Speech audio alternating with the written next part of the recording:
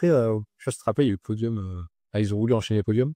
Impossible, dès que je levais le bras, je campais du biceps. Je m'asseyais, je campais des ischios, j'étais vraiment, au bout du carreau, quoi. Et même après, en repartant, d'ailleurs, je m'étais ouvert, sur le côté du mollet. Je me disais, c'était tellement dans le mal que j'avais même pas vu que je m'étais ouvert le mollet, tu vois? Ouais. Alors que c'était vraiment ouvert ça sur ça. Ouais, je me souviens. Bienvenue sur le podcast Hors Normes, le podcast où l'on décortique le parcours des athlètes d'élite. Aujourd'hui, j'ai le plaisir de recevoir Théo Bastien, qui est le nouveau champion de France de l'heptathlon. Il est qualifié avec sa performance pour les championnats d'Europe à Apeldoorn. On va essayer dans ce podcast de comprendre d'où vient Théo, quels sont ses objectifs, quel a été son parcours pour en arriver jusque-là. Je suis Pierre Douat, je suis décathlonien et entrepreneur et je vous souhaite une bonne écoute pour cet épisode.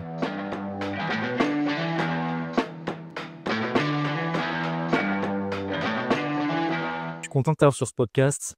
Donc, tu es le nouveau champion de France en titre de l'heptathlon et tu viens de casser la barrière des 6000 points, première fois.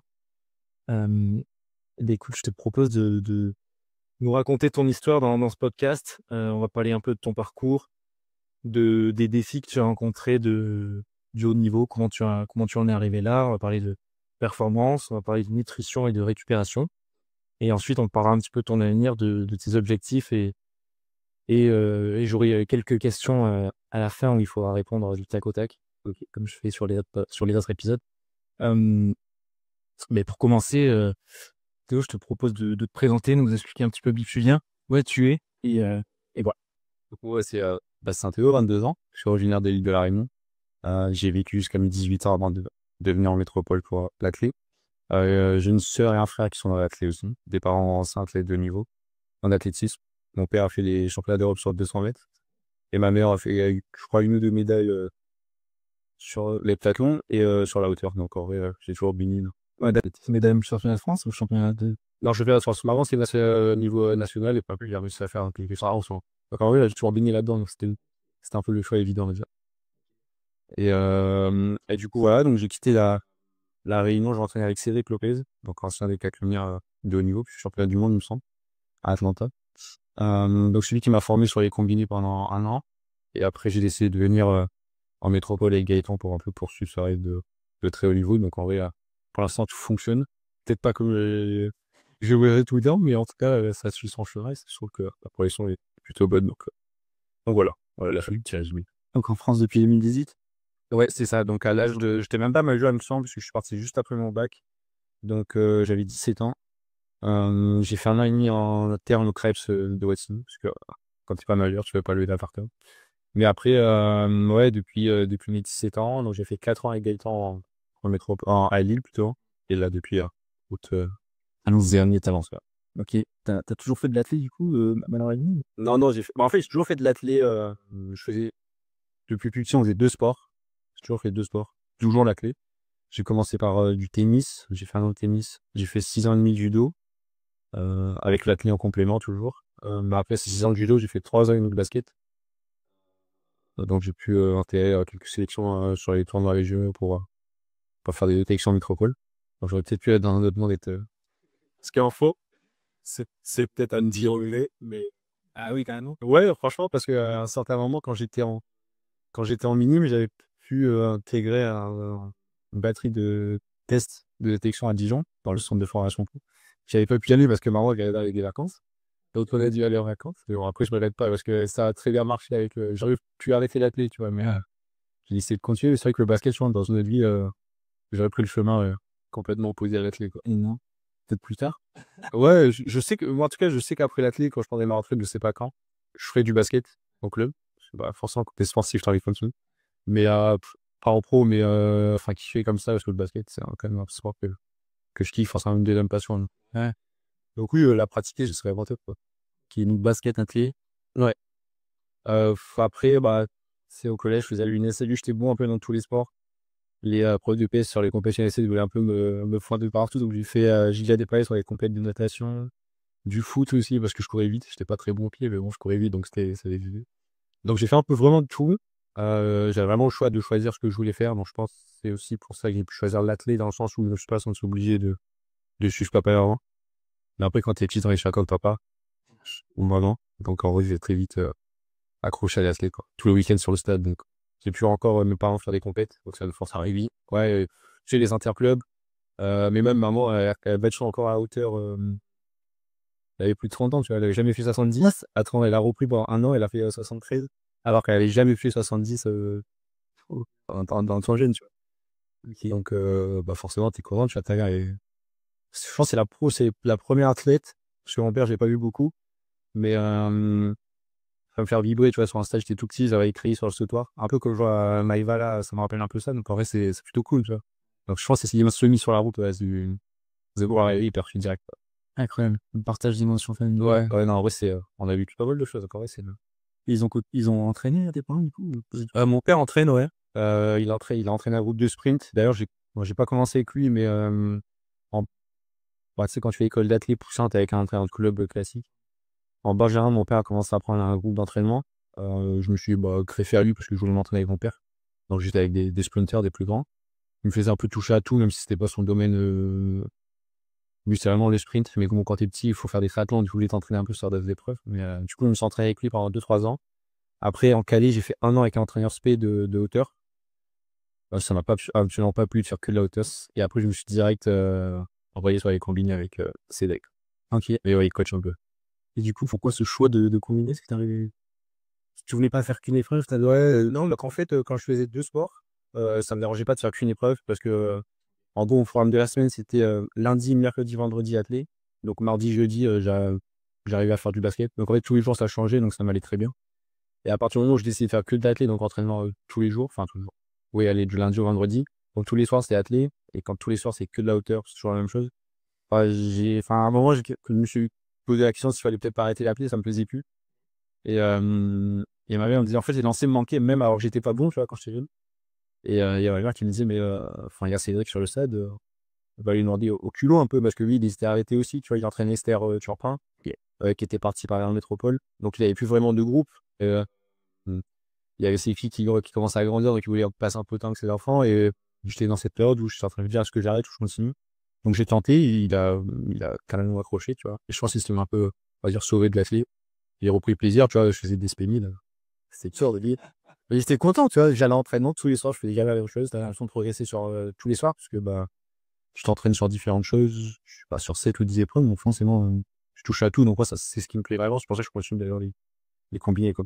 par plaisir. Ouais, carrément. Donc c'est un peu ta mère, ex-athlète, qui t'a poussé à aller voir ce coach pour. Ouais, c'est ça, elle m'a dit, mais en plus, moi, je suis une nature timide, je sais pas trop. En plus, bah, c'est vrai que c'est un peu on a la réunion, tu vois, il a entraîné des filles et des mecs assez forts, donc tu sais, bah, quand t'es petit, t'oses pas trop, tu te dis, bah, ça se trouve, il sait même pas qui suit et tout, alors bah, forcément, il suit l'athlète local, tu vois. Et du coup, ouais, elle m'a poussé, elle m'a dit, mais tente. Bon, j'ai un peu demandé à maman quand même d'aller lui voir pour, tu sais, un peu à se conduire la chose, mais en tout cas, ouais, je dis maman, mais je sens qu'elle en a parlé avec papa derrière, tu vois, mais en tout cas, à ce moment-là, il fallait changer quelque chose, et il fallait absolument changer de discipline, donc Ok. alors, je suis m'a relancé dedans, quoi. Trop cool. Trop cool. Euh, je pense à ça, Ruben, il est réunionnais aussi. Ouais, aussi, ouais. Ouais, Il est gros. ouais, franchement, lui, il est pas passé par Cédric. Enfin, il est passé par un autre entraîneur un peu moins connu, mais qui a aussi d'ailleurs sorti Yann Randriana solo. Donc, c'est un an à la longueur. Avant de partir aux États-Unis, tu vois, il lui a fait faire quand même plus de 7-4 ans. Donc, on a un bon vivier à La Réunion. Après, il faudrait ça les accompagner jusqu'au bout. Mais ouais, il y a eu Esther, Ruben, même avant, il y a eu. Le Ben Gado. Oui, pardon. Ça, Condé Turpin, oui. Ouais, c'est ça. Mais du coup, non, on a toujours eu, en tout cas, en combiné des belles pertes, tu vois, au niveau national, même international, parce que c'est eux, internationaux, qu'on fait des grands championnats. Donc, moi, le but, c'est de suivre la route. Maëva, c'est un master qui suit aussi. Je crois que l'année prochaine, il y a Lino, Annick, qui va peut-être venir aussi au pôle. Donc, tu vois, après, je pense que c'est aussi une question. Je sais que Lino, tu vois, je suis la génération, 2 générations dessus. Je sais qu'il me suit, donc ça me permet de motiver les jeunes aussi. Grave. Et il est dans le même groupe que mon frère. Je sais que mon petit frère aussi, il a envie d'enchaîner. Donc, en fait, ouais, on a une dynamique sur les combinés avec Cédric, qui fait qu'il y en a toujours un ou deux jeunes qui viennent en métropole enchaîner sur le niveau, enfin, en tout cas, pour tenter de passer le cap. Donc, non, on n'a pas, je pense, en fonction enfin, par rapport au talent des autres régions, on est bon. Faut juste maintenant, on est loin, donc c'est un peu plus compliqué, tu vois, d'avoir accès aux compétitions, au budget, etc. Mais, Comment t'expliques justement ce visier là-bas? Parce que J'ai rencontré Lino, il me disait qu'il s'entraînait sur un stade où il y avait plus de tapis de pêche, je sais que c'était la galère. Alors que ça sort quand même des terrains, quoi. Donc, ouais, c'est vrai que la météo, c'est. Ouais, en vrai, j'y ai pas beaucoup réfléchi, mais c'est vrai qu'au niveau conditions, c'est pas top. Genre, moi, j'ai bah oui, de Lino, de mon petit frère. Donc, tu vois, ils font des combinés sur un tapis de perche. Des fois, on a le stade qui est fermé le soir, on sait pas pourquoi. Parce que la meilleure, c'est de le fermer, tu vois, donc on s'entraîne ailleurs. Mais je pense là où on est bon, en tout cas avec le groupe d'entraînement avec lequel j'étais, c'est que on s'adaptait tout le temps. On a des coachs hyper motivés, donc en fait, ça nous laisse dans une dynamique où bah, donc, tu vois que le coach est motivé, tu as envie de continuer à t'entraîner, même si les coachs sont pas bonnes, mais vu qu'on a connu que ça, en fait, on sait pas vraiment quand on est ailleurs comment ça se passe. Donc pour nous, on fait par un tapis perche, bah, quand tu le sais que les autres en ont, c'est chiant.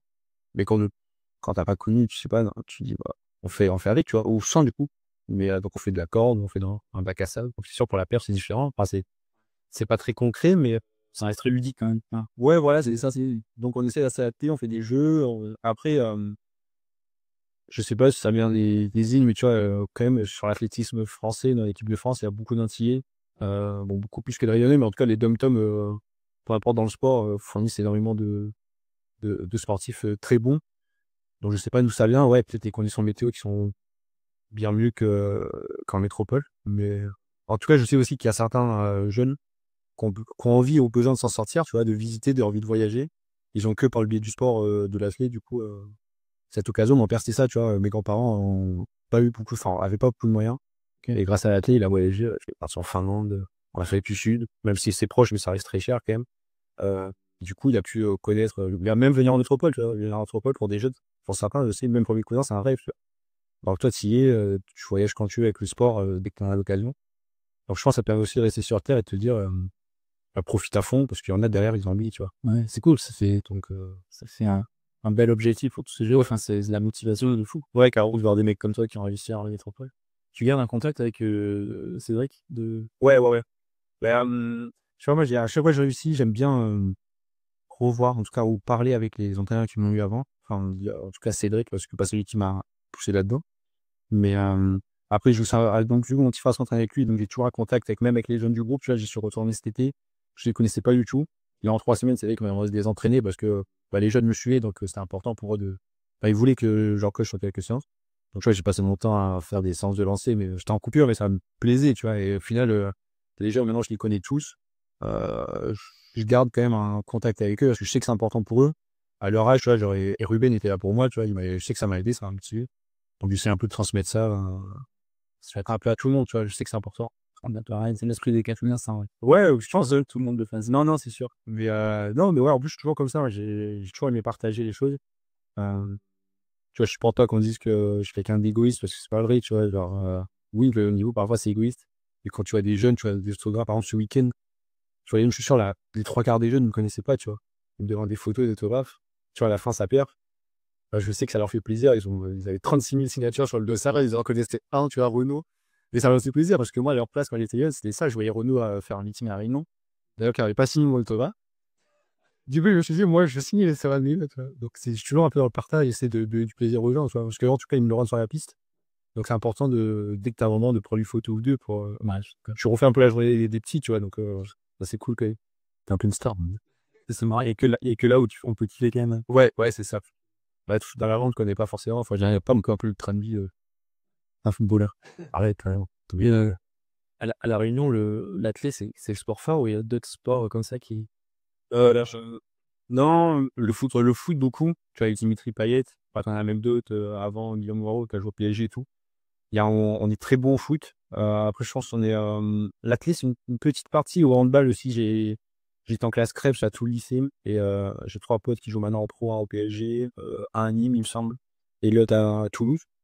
Mais en fait, on n'a pas de gros sports. Bon, mis à part le foot, parce qu'il y a énormément de pratiquants par à La Réunion. Mais je pense que sur l'aspect quantité, qualité, je dirais handball, athlète et judo, on est pas mal aussi. Ok. Donc, bon, en tout cas, c'est un peu les sports qu'on a, enfin, qui sont un peu localisés là où j'étais, donc à Saint-Denis, donc sur la capitale dans le Nord. Voilà. Donc, il y avait des gros viviers, et tu vois, en judo, il y a énormément de jeunes qui peuvent pas rentrer parce qu'il y a un niveau quand même assez dense. Ok. Donc, En plus, les mecs qui sont déjà rentrés, ils font des médailles aux France. Donc non, franchement, on est bon dans pas mal de sports. Là. Là, on voit sur les équipes de France au jeu, tout ça, il y a pas que la Réunion, mais il y a beaucoup de mecs des îles, en fait. Ouais, c'est ça. Martinique, Réunion, c'est vrai que heureusement qu'il y a ces îles-là. Ouais, bah, en plus, on le dit souvent, souvent on crache avec Dom Tom un peu, mais vraiment, ça, c'est sportif. Si t'enlèves tous les mecs des Dom Tom, il reste plus beaucoup de sportifs, tu vois. En tout cas, peut-être si beaucoup de sportifs, mais pas capable de faire autant de médailles que nous. Tu vois, tes designers. C'est fou. C'est un exemple pour. Tu prends pas tes designers, je sais pas si on aurait. Il y a peut-être des mecs derrière, je les connais pas, tu vois, en judo. Mais il y en a, t'enlèves tes designers, le mec, il y a plus de site, si t'as champion du monde, genre, ouais. Je pense que c'est l'exemple parfait. Les terrains deux, tu vois, Marie-Jo Pérec et tout. Ouais, de ouf. De ouf. On n'a pas parlé, mais est-ce que tu peux présenter les étoiles qu'on dit? Ouais. Bah, l'hiver, du coup, on a donc cette épreuve, donc l'EPTA. L'été 10, donc décathlon. Bon, le principe des épreuves combinées, c'est simple. T'accumules la meilleure perf possible sur chaque épreuve. Ça donne un total de points. Et à la fin, t'as le classement global avec tous les participants. Bah, si je prends le décathlon, donc 10 épreuves, 5 le service, 5 dimanche. Donc, je commence par 100 mètres, son longueur, lancer poids, son hauteur et 400 mètres. Tu dors bien, t'essayes. Et le lendemain, tu attaques par un 110, lancer de disque, soit la perche, lancer diablo, et le fameux 1500 mètres. Et l'hiver, du coup, c'est un peu plus adapté parce qu'on peut pas les lancer, forcément. Le javelot dans la salle, c'est un peu dur. Et du coup, on fait un 60 mètres sur longueur, poids, hauteur, même enchaînement, 6400 mètres. Et le lendemain, 60 et perche, et 1000 mètres. Donc, ouais, un sport complet. Un sport complet, c'est la question que tout le monde pose aux décathloniens, mais c'est quoi ton épreuve favorite à ça? Si t'en as une? Moi, j'en dis, oh, ouais. Épreuve vraiment favorite. Bah, si on prend favorite au niveau perf, parce que c'est la longueur, je prends énormément de plaisir à perfer, tu vois. Mais je dirais, les lancers, c'est là, bon, je suis pas le plus fort, mais c'est là, je pense que je prends le plus de plaisir. Ok. C'est là où, pour moi, je sens le plus de choses. En tout cas, tu sens directement si ton lancer est bon ou pas, en tout cas. Donc, ouais, peu importe les lancers, mais les trois, c'est prise de tête de malade. Mais dès que t'as compris un truc, déjà, t'as l'impression d'avoir réussi ton lancer, alors que presque pas. Mais je trouve que tu sens beaucoup plus de choses que sur un saut en hauteur, par exemple, qui est un peu plus compliqué à comprendre pour certains. Mais moi, en vrai, c'est les lancers, ça me fait plus kiffer. Ok. C'est un peu paradoxal parce que je suis pas très bon. Bah, ça commence. Franchement, ça commence. T'as bientôt à 15 mètres. Ouais, c'est vrai. C'est la deuxième jour. T'es plus proche de 15 que de 14, non? Ah ouais, ça c'est ouf. Mais ouais, non, j'ai allé lancer. Ok. Et ta pierre? J'ai une petite idée, mais. La pire. Bah, c'est le demi-fond. 1000 et 1500, c'est oui. Mais je suis avec, mais qu'est-ce que c'est dur. 1000 mètres à 1500. 1000 de la pierre. Pire, c'est 1000. Ah non, 1500 pour moi. Le pire, c'est 1500. En fait, ce qui est horrible, c'est que je suis dans le même état pendant 1000 qu'à 1500. Ok. Sauf qu'en fait, sur le 1500 mètres, il te reste 500 mètres dans le dur. Alors que le 1000, je suis arrivé, tu vois. C'est ça qui veut. Ok. Le 1000, c'est plus court. Hein. Allez, si je prends du temps de ce week-end, peut-être tu souffles sur les 2055, tu souffles d'être une minute fort. Sur le 1500 mètres, dans le sens où la dernière 1 minute 30, 2 minutes, elle est horrible. Parce qu'en plus, c'est qu'il y a dans son même rythme. Sur le 1000 et le 15, non, j'ai un rythme quand même différent, mais le truc, c'est que déjà après 9 épreuves, je trouve que tu le sens un peu plus dur dans les jambes plus tôt. Et en fait, pour moi, le 1500, c'est une course de durée, tu vois, alors que le 1000, je trouve que tu peux quand même te baser sur tes qualités un peu sprint, lactique. Donc, je perds un peu moins, alors que le 1500, vu que c'est long, une fois que ça charge, je suis pas assez bon dans l'aérobie pour tamponner assez, tu vois. Donc, bah, je prends tarif. Moi, tarif et c'est pas une tarif. J'ai atteint une année, je me souviens d'une course. Oui, bah, moi aussi, on avait monté soir. Une course où je crois que je te double à 180 mètres de l'arrivée et il y a 15 secondes de différence à la fin.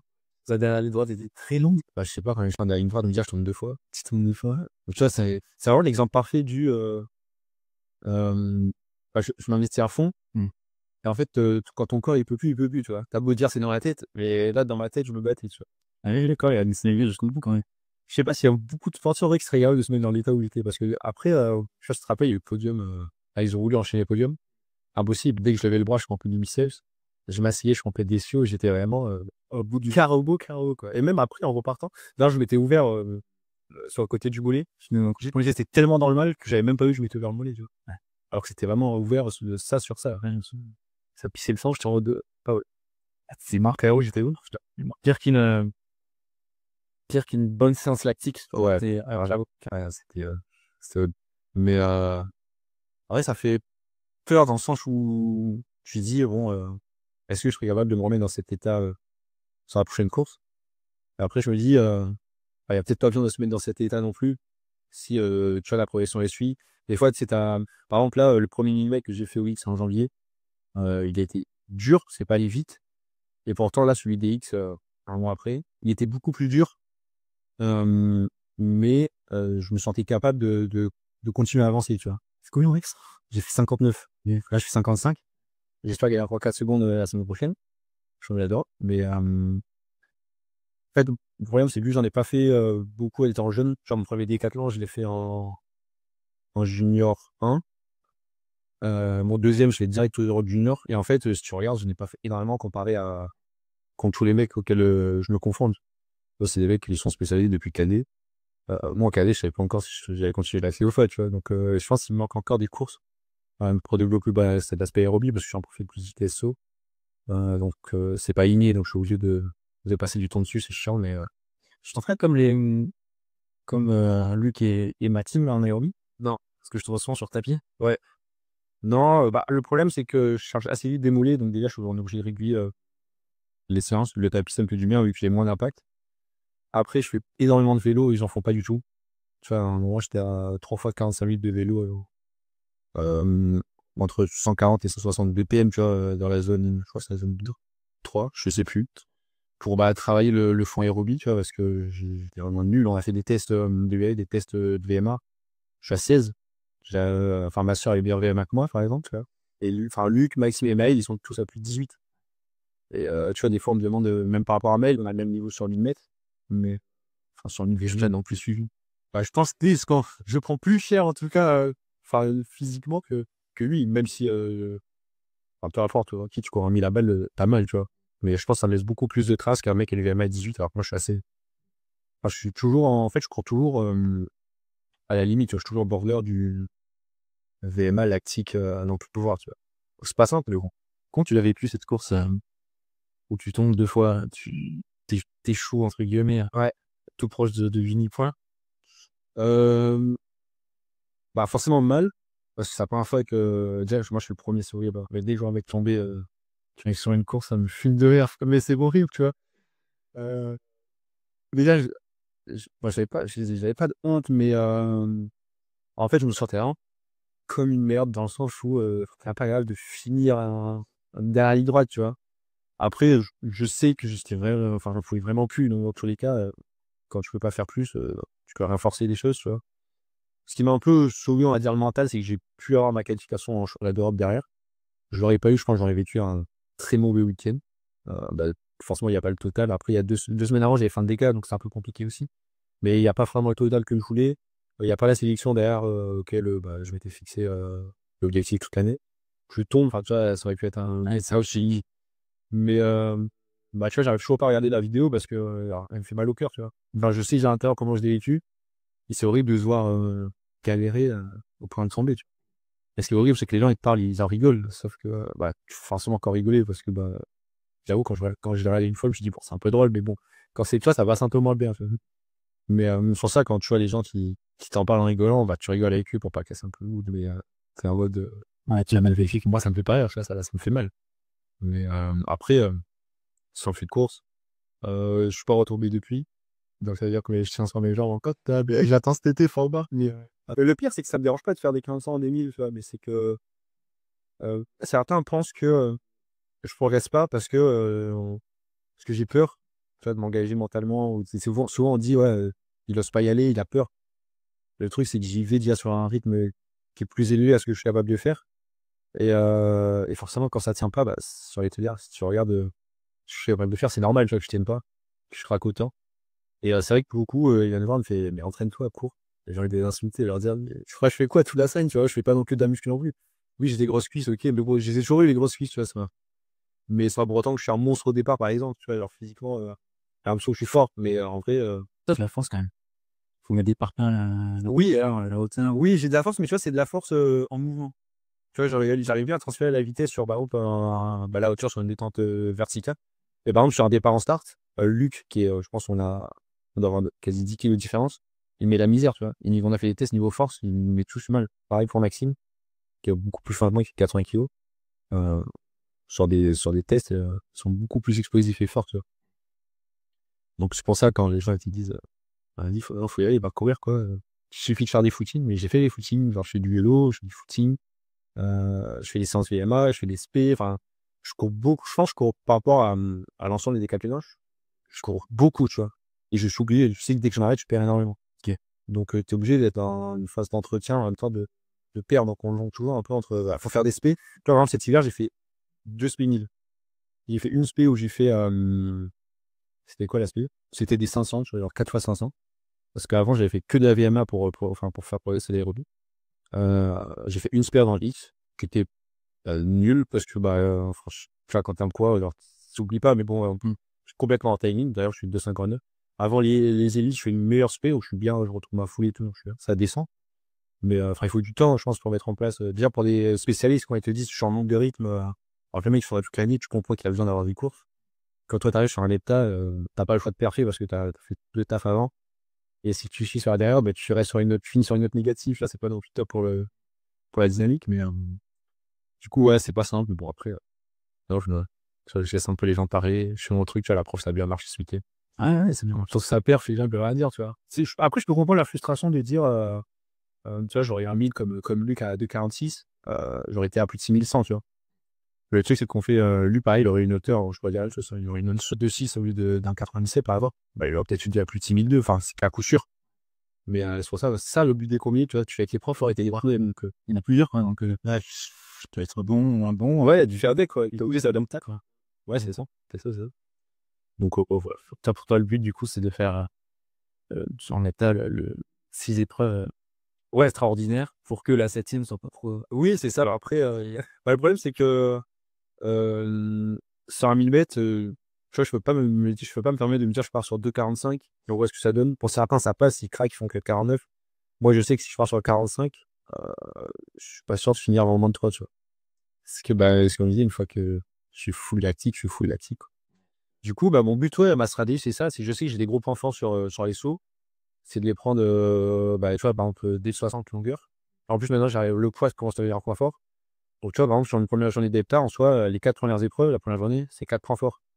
Donc, mon but, tu vois, par exemple, pour un mec, comme la team ce week-end, je sais qu'il a un gros 1000, tu vois, s'il avait fini, je pense qu'il aurait fait 22,40. Ce qui m'aurait pas mal embêté parce que ça rapporte des points par rapport à ce que je fais. Mais mon but, c'est de prendre, sur la première journée, la blinde de points, pour forcément compenser un peu le retard que je vais prendre, ou en tout cas que les autres vont récupérer sur cette course, quoi. Donc, j'en touche à la strat du truc, quoi. Ce qui est un balle direct. Du coup, est-ce que tu en as un peu parlé, mais cette course-là du 2005 aux élites l'an dernier, tu l'as vécu comme un échec? Ou le fait d'avoir derrière les championnats d'Europe, enfin la sélection, t'a permis de relativiser euh, dis-moi. C'était un peu un échec dans le sens où, en fait, toutes les séances dans lesquelles je me suis mis mal, j'ai l'impression que ça paye pas parce que forcément, tu bats pas le record. Tu fais même pire, tu tombes, tu vas crever en plus de 5 minutes, ce qui est horrible. Donc oui, sur cet aspect purement de la perte, ça a été un échec. Après, ça m'a bien relativisé, tu vois, je me suis quand même envoyé 2 DK en un mois pour aller chercher ma première sélection. Ça, c'est dur. Donc c'était dur, c'est la première fois que je le faisais. D'ailleurs, j'espère ne plus le refaire parce que c'est mentalement, c'est horrible. Les week-ends le deuxième week-end est très bon, hein, sur le stade. En plus, il est déjà où les jours. Ah oui, ah ouais, non, c'est horrible. Quand t'es au disque et tu sais qu'il te reste la perf, le Javo et le 15, tu sais, t'as pas fini tout de suite. Mais après, ouais, ça m'a permis de vivre ma première expérience internationale de élite. C'était incroyable, genre, le stade était fou. T'es en compétition avec des mecs, tu as eu la chance d'être avec Kevin. Genre, pour moi, j'ai fait un décathlon avec lui, tu vois. Café, la fille, d'ailleurs, il a remboursé la femme, il y en a pas mal de café, tu vois. Donc, on a commencé à 3, on a fini à 3 français, ce qui était c'est assez rare, tu vois, sur un décathlon d'être déjà 3 français. Ça, c'était pas arrivé depuis un moment, je crois, dit qu'il est. Donc, là, c'était une satisfaction de pouvoir se mêler un peu à ce gratin européen, tu vois, enfin mondial, parce que, il manque quelques Américains, Canadiens, mais je veux dire, on était dans ce qui faisait de mieux, en tout cas, à ce moment-là. Donc, non, une fois que j'étais aux Europes, le week-end était long aussi, parce que tu vois, c'était mon 3e PK, c'était dur, mais après, quand on branche bien, ça passe forcément plus facilement. Même si on avait des horaires quand même qui étaient assez fous. On commençait à 10h le 100 mètres, on avait le 400 à 22h30. Donc la journée est très très longue. Et le lendemain, pareil, tu te couches. Je me rappelle avec Mackinson, j'étais en chambre. On s'est couché à 3h du mat. Et dans le mat, tu attaques à 9h30. Donc tu dors 3h, quoi. Pourquoi vous êtes couché à 3 heures? Bah, le temps, tu sais, t'es au stade, tu cours à 22h45. Tu dois faire ta récup. Ils avaient ramené des bains froids, donc tu fais bain froid, vélo, kiné. Tu rentres manger. Bah, tu douches. Le temps de redescendre, tu dors pas tout de suite. Tu vois, je me suis peut-être couché à 2h30, mais je pense à 3h, je dormais pas encore. Donc tu fais une sieste, en fait, tu dors pas. Et là, tu te relèves plus tôt parce qu'il faut réveiller le corps. Et pareil, on a fini le 1500 à 22h30. Il faut dire, après ce week-end, c'est rien, c'est 20 fois, s'il te plaît. Et après, genre, j'ai le déclastar, c'était n'importe quoi. C'était combien de temps après le décasteur? Ben, genre, on a fini en. J'avais quand même un bon mois, tu vois, j'avais un bon mois et demi. Mais bon, je pense que j'ai mis 3 bonnes semaines à récupérer. 4 décas en arrière, c'est. Ouais, j'en ai commencé 4. Enfin, parce que le décastar, j'ai pas pu finir, mais là, j'en ai commencé 4. Après, tu vois, je suis arrivé au décastar. J'étais cramé. Et physiquement, j'étais bien, mais je sais pas, j'ai un espèce de seuil de tolérance au niveau nerveux. Et en fait, je l'avais épuisé parce que 3 semaines avant, on m'avait invité sur un meeting en Allemagne, sur l'Istave Berlin. Enfin, c'est un gros truc, c'est équivalent un meeting sur la Demo League, il y a pas. Et il y a eu un triathlon, c'était 110, qui est un 1500, tu vois. Et Gaëtan m'avait dit, bah, je t'aurais de le faire, vas-y. En fait, j'avais envie de courir pour me mettre un peu confiance, tu vois, sur le 1500.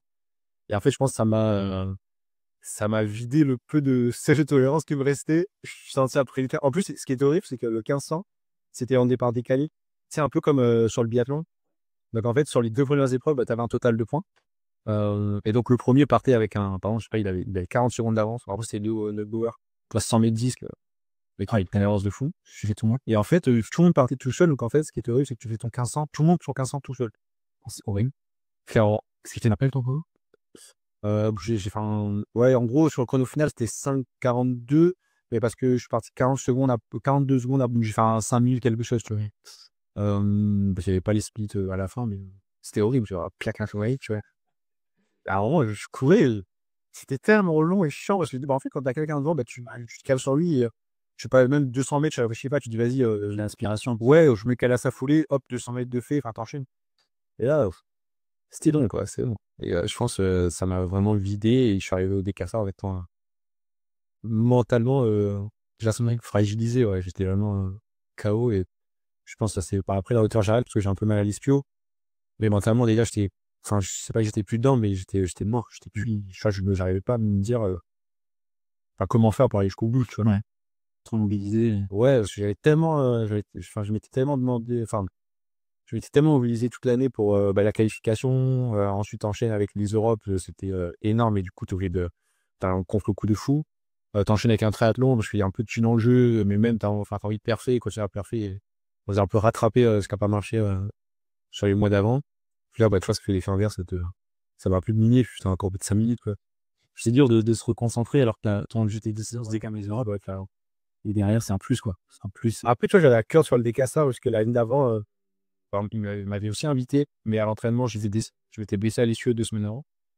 J'avais été quand même, parce que ma copine à l'époque qui faisait le décastar, donc et après on partait en vacances, donc fallait enchaîner, tu vois. Mais je veux dire, j'y suis allé, c'est la première fois que j'ai le décastar en vrai. C'était fou, tu vois, il y a eu l'ambiance et j'ai appelé Gaëtan, je me suis dit l'année prochaine, je le fais absolument, tu vois. Du coup, j'ai tenté, la date est un peu lointaine à la saison par rapport à, bah, on va dire, au cœur de la saison avec les championnats. Après, j'ai pu vivre quand même 4 épreuves de fou avec le public incroyable, parce que de toute façon, dès que t'es français, en France, on a un public de fou, donc ça aide, tu vois. C'est pour ça que j'ai dit, attends, cette année, je suis bien et qu'on me prépare, enfin, j'aimerais bien y aller en étant frais, tu vois, tout ça physiquement, mentalement, en étant prêt à attaquer et peu importe ce qui se passe, enfin, de pas trop grave, d'aller au bout et de se dire, bah, enfin, j'ai fait le décasta et il y a eu le perf au bout, tu vois. Donc en train d'étudier un peu la programmation de la saison pour voir comment ça se passe. Mais... Cette année, c'est en juillet, donc c'est bien. Ouais, c'est mieux. Déjà, ça fera mieux au J-Stradit. Normalement, peut-être mon premier, deuxième décathlon, donc j'arriverai assez frais. Ça, c'est un avantage, ouais. Donc, à voir ce que ça donne encore sur la séance. Parce que le ranking est tout se passant de choisir Ouais, c'est sûr. à droite, à gauche ce qu'il faut faire ou pas. Donc, en plus, on n'a pas non plus énormément de choix. Enfin, on a des meetings, mais à certains niveaux, quand tu par exemple là pour la championnat du monde, tu vois, il faut des meetings qui sont côté A ou B, et il n'y en a pas beaucoup, donc c'est pas simple. Bon, on verra, c'est le jeu. C'est le jeu. D'ailleurs, on avait parlé un peu Gaëtan, avec Jonathan Djouriti en Grèce. Ouais. Mais finalement, il compte pas. Ouais, il a été annulé, On a préférence. dommage. C'est dommage, si fan. Ouais, c'est vrai, en plus, il dit cool, le cœur des cool. Ouais, c'est ça. La phrase que j'avais pas fait. Le contexte est pas mal aussi. Bon, il y a pas, je crois, il y avait pas beaucoup de public, mais bon, enfin, l'actuel, déjà, c'est hyper beau, je trouve. C'est trop. Même si c'est une terre, c'est un exemple. Mais grave. Il y a un truc, je trouve. Première fois que j'ai fait ce meeting, j'avais atterri merde, je sais plus le nom de la capitale. Athènes. À Athènes. Tu sais, je vais sur le stade, le meeting, premier stade olympique, quoi. T'es là, mais what? C'est ça te donne, Voilà, ouais, franchement, une espèce de motivation. C'est trop bien, je dis, c'est mon week-end. Est-ce que ta sélection au championnat d'Europe en équipe A, du coup, l'an dernier, ça fait partie. Est-ce que c'est ta plus belle expérience en termes d'athlète ou est-ce que c'est ta médaille? T'as fait une médaille en étant. En junior, ouais, j'ai fait 3 hommes, ouais. Ouais, c'est assez différent. Je pense que ma plus belle expérience, quand même, ça reste la médaille. Tu vois, c'était mon troisième décathlon, de ma jeune carrière, on va dire. Donc, je découvre encore les combinés. Bon, c'est pas ma première sélection, j'avais fait un match, mais bon, entre un match et un vrai championnat, c'est différent. En plus, je me rappelle, j'étais dans un état d'esprit où je partais, bah, forcément, en étant compétitif, je veux partir pour faire podium, prendre une médaille. Sauf que, moi, j'avais 2 monstres, bah, Sander Schottheim, là, qui a fait le record d'Europe, sur l'état. Yann Theo Tekte, le Belge qui est record même du monde, junior sur les plateaux. Il y en avait un autre, Dubek, je crois, donc c'est un Tchèque qui a fait champion du monde, un mois après, chez les juniors avec plus vieux. Donc, tu vois, j'avais vraiment 3 mecs devant moi, très costauds. Tu voyais que c'était les mecs qui se plaisaient depuis un moment, enfin, très lourd. Enfin, je sentais qu'ils étaient déjà dans une démarche professionnelle, du truc. Et moi, j'arrivais, je découvrais, tu vois. Ouais. C'est ça, les chambres d'appel. Moi, je suis là à faire mes stories et tout pour les souvenirs. Tu vois, avec mon téléphone, je filmais tous les tribunes, chambres d'acteurs, les vêtements et tout. J'étais vraiment, je suis dans un rêve. Ouais, c'est tout, enfin, c'est un truc dans lequel j'ai toujours voulu être. Genre, la reconversion de son pays. Et je passe les épreuves, et je ne réussis pas tout. Et au fur et à mesure, je vois 4, 3, je monte même deuxième après le disque. Et en fait, j'arrive à et en fait, jusqu'au disque, je réalisais pas que j'étais là. Parce que je me suis dit, bah, normalement, les mecs, ils vont me rattraper, ils ont forcément un point fort de fou. Et puis, je redescends de quatrième, et puis bah, l'ordre, il sera respecté, tu vois. Et j'arrive à la perche, et je vois que le Tchèque, il prend pas, il le fait pas, il s'est blessé, en fait. Et derrière, ils étaient très loin, et moi, j'étais deux. Moi, je me dis, si je me foire pas, il y a podium. Après, tu vois, je commençais à dire si, et en fait, je suis passé dans un espèce je commençais à réaliser qu'en fait, j'allais pouvoir aller sur le podium européen, et je me suis dit, bah, ne foire pas, tu vois. Alors que je me disais que les discours négatifs, ne foire pas, ne foire pas. En fait, par la suite, j'ai appris, on m'a dit qu'en fait, quand tu dis à ton cerveau ne foire pas, il te retient que la négation, bien sûr. Et dans sa tête, en fait, ton cerveau te dit, bah, tu vas foirer, il prend en gros, tu vois. Alors, du coup, un stress. Et ça m'a stressé, je me suis stressé inutilement. Alors, j'étais très très bien. Et je fais 4,40, alors que cette année, j'ai fait plus de 4,80, tu vois, à la perche. Donc, je perds des points, je redescends troisième. Et au 15, bon, c'est ma première expérience, mais il fallait que le mec derrière moi me mette 35 secondes.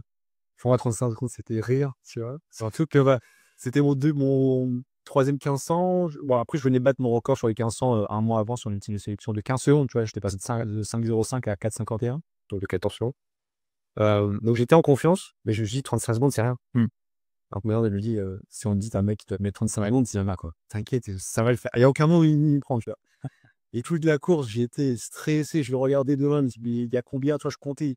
Et genre, par exemple, il arrivait à la ligne d'arrivée, il comptait 1, 2, je me dis, bon, ok, 10 secondes, genre 25 secondes, tu vois.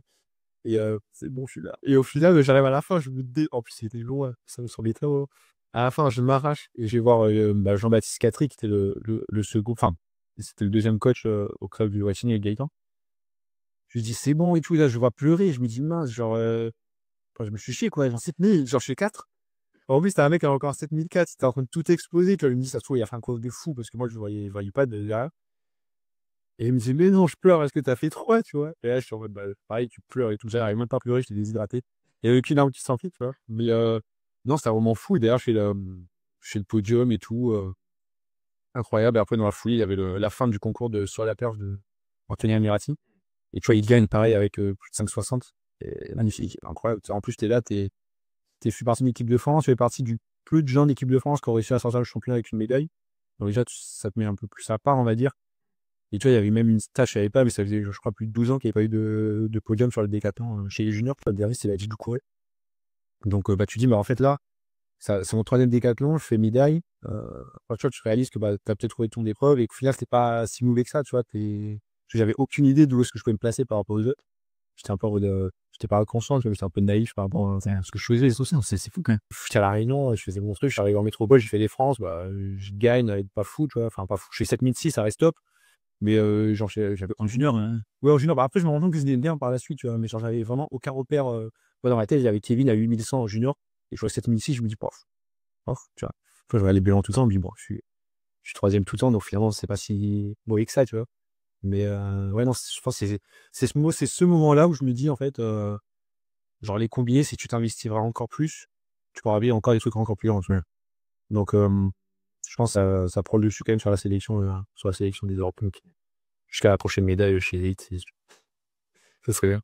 Ce serait top. T'as une famille du coup qui vient vraiment de l'athlète, t'es entouré tu mènes dans ce monde depuis petit.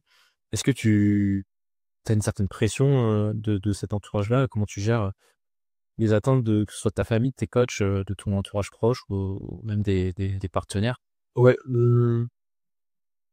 niveau pression, je pense pas enfin, il y en a pas parce que mes parents m'ont toujours dit: «Tu fais ce qui est plaisir, tu fais, te sentir bien», tu vois? Donc, je me suis toujours dit: «Si je me sentais plus bien en athlée, pourquoi continuer?» tu vois? Donc non, j'ai pas de pression. Après, je pense que je me mets assez de pression à moi-même, pour pas ressentir la pression qu'il y a autour. Parce que je suis hyper exigeant avec moi-même.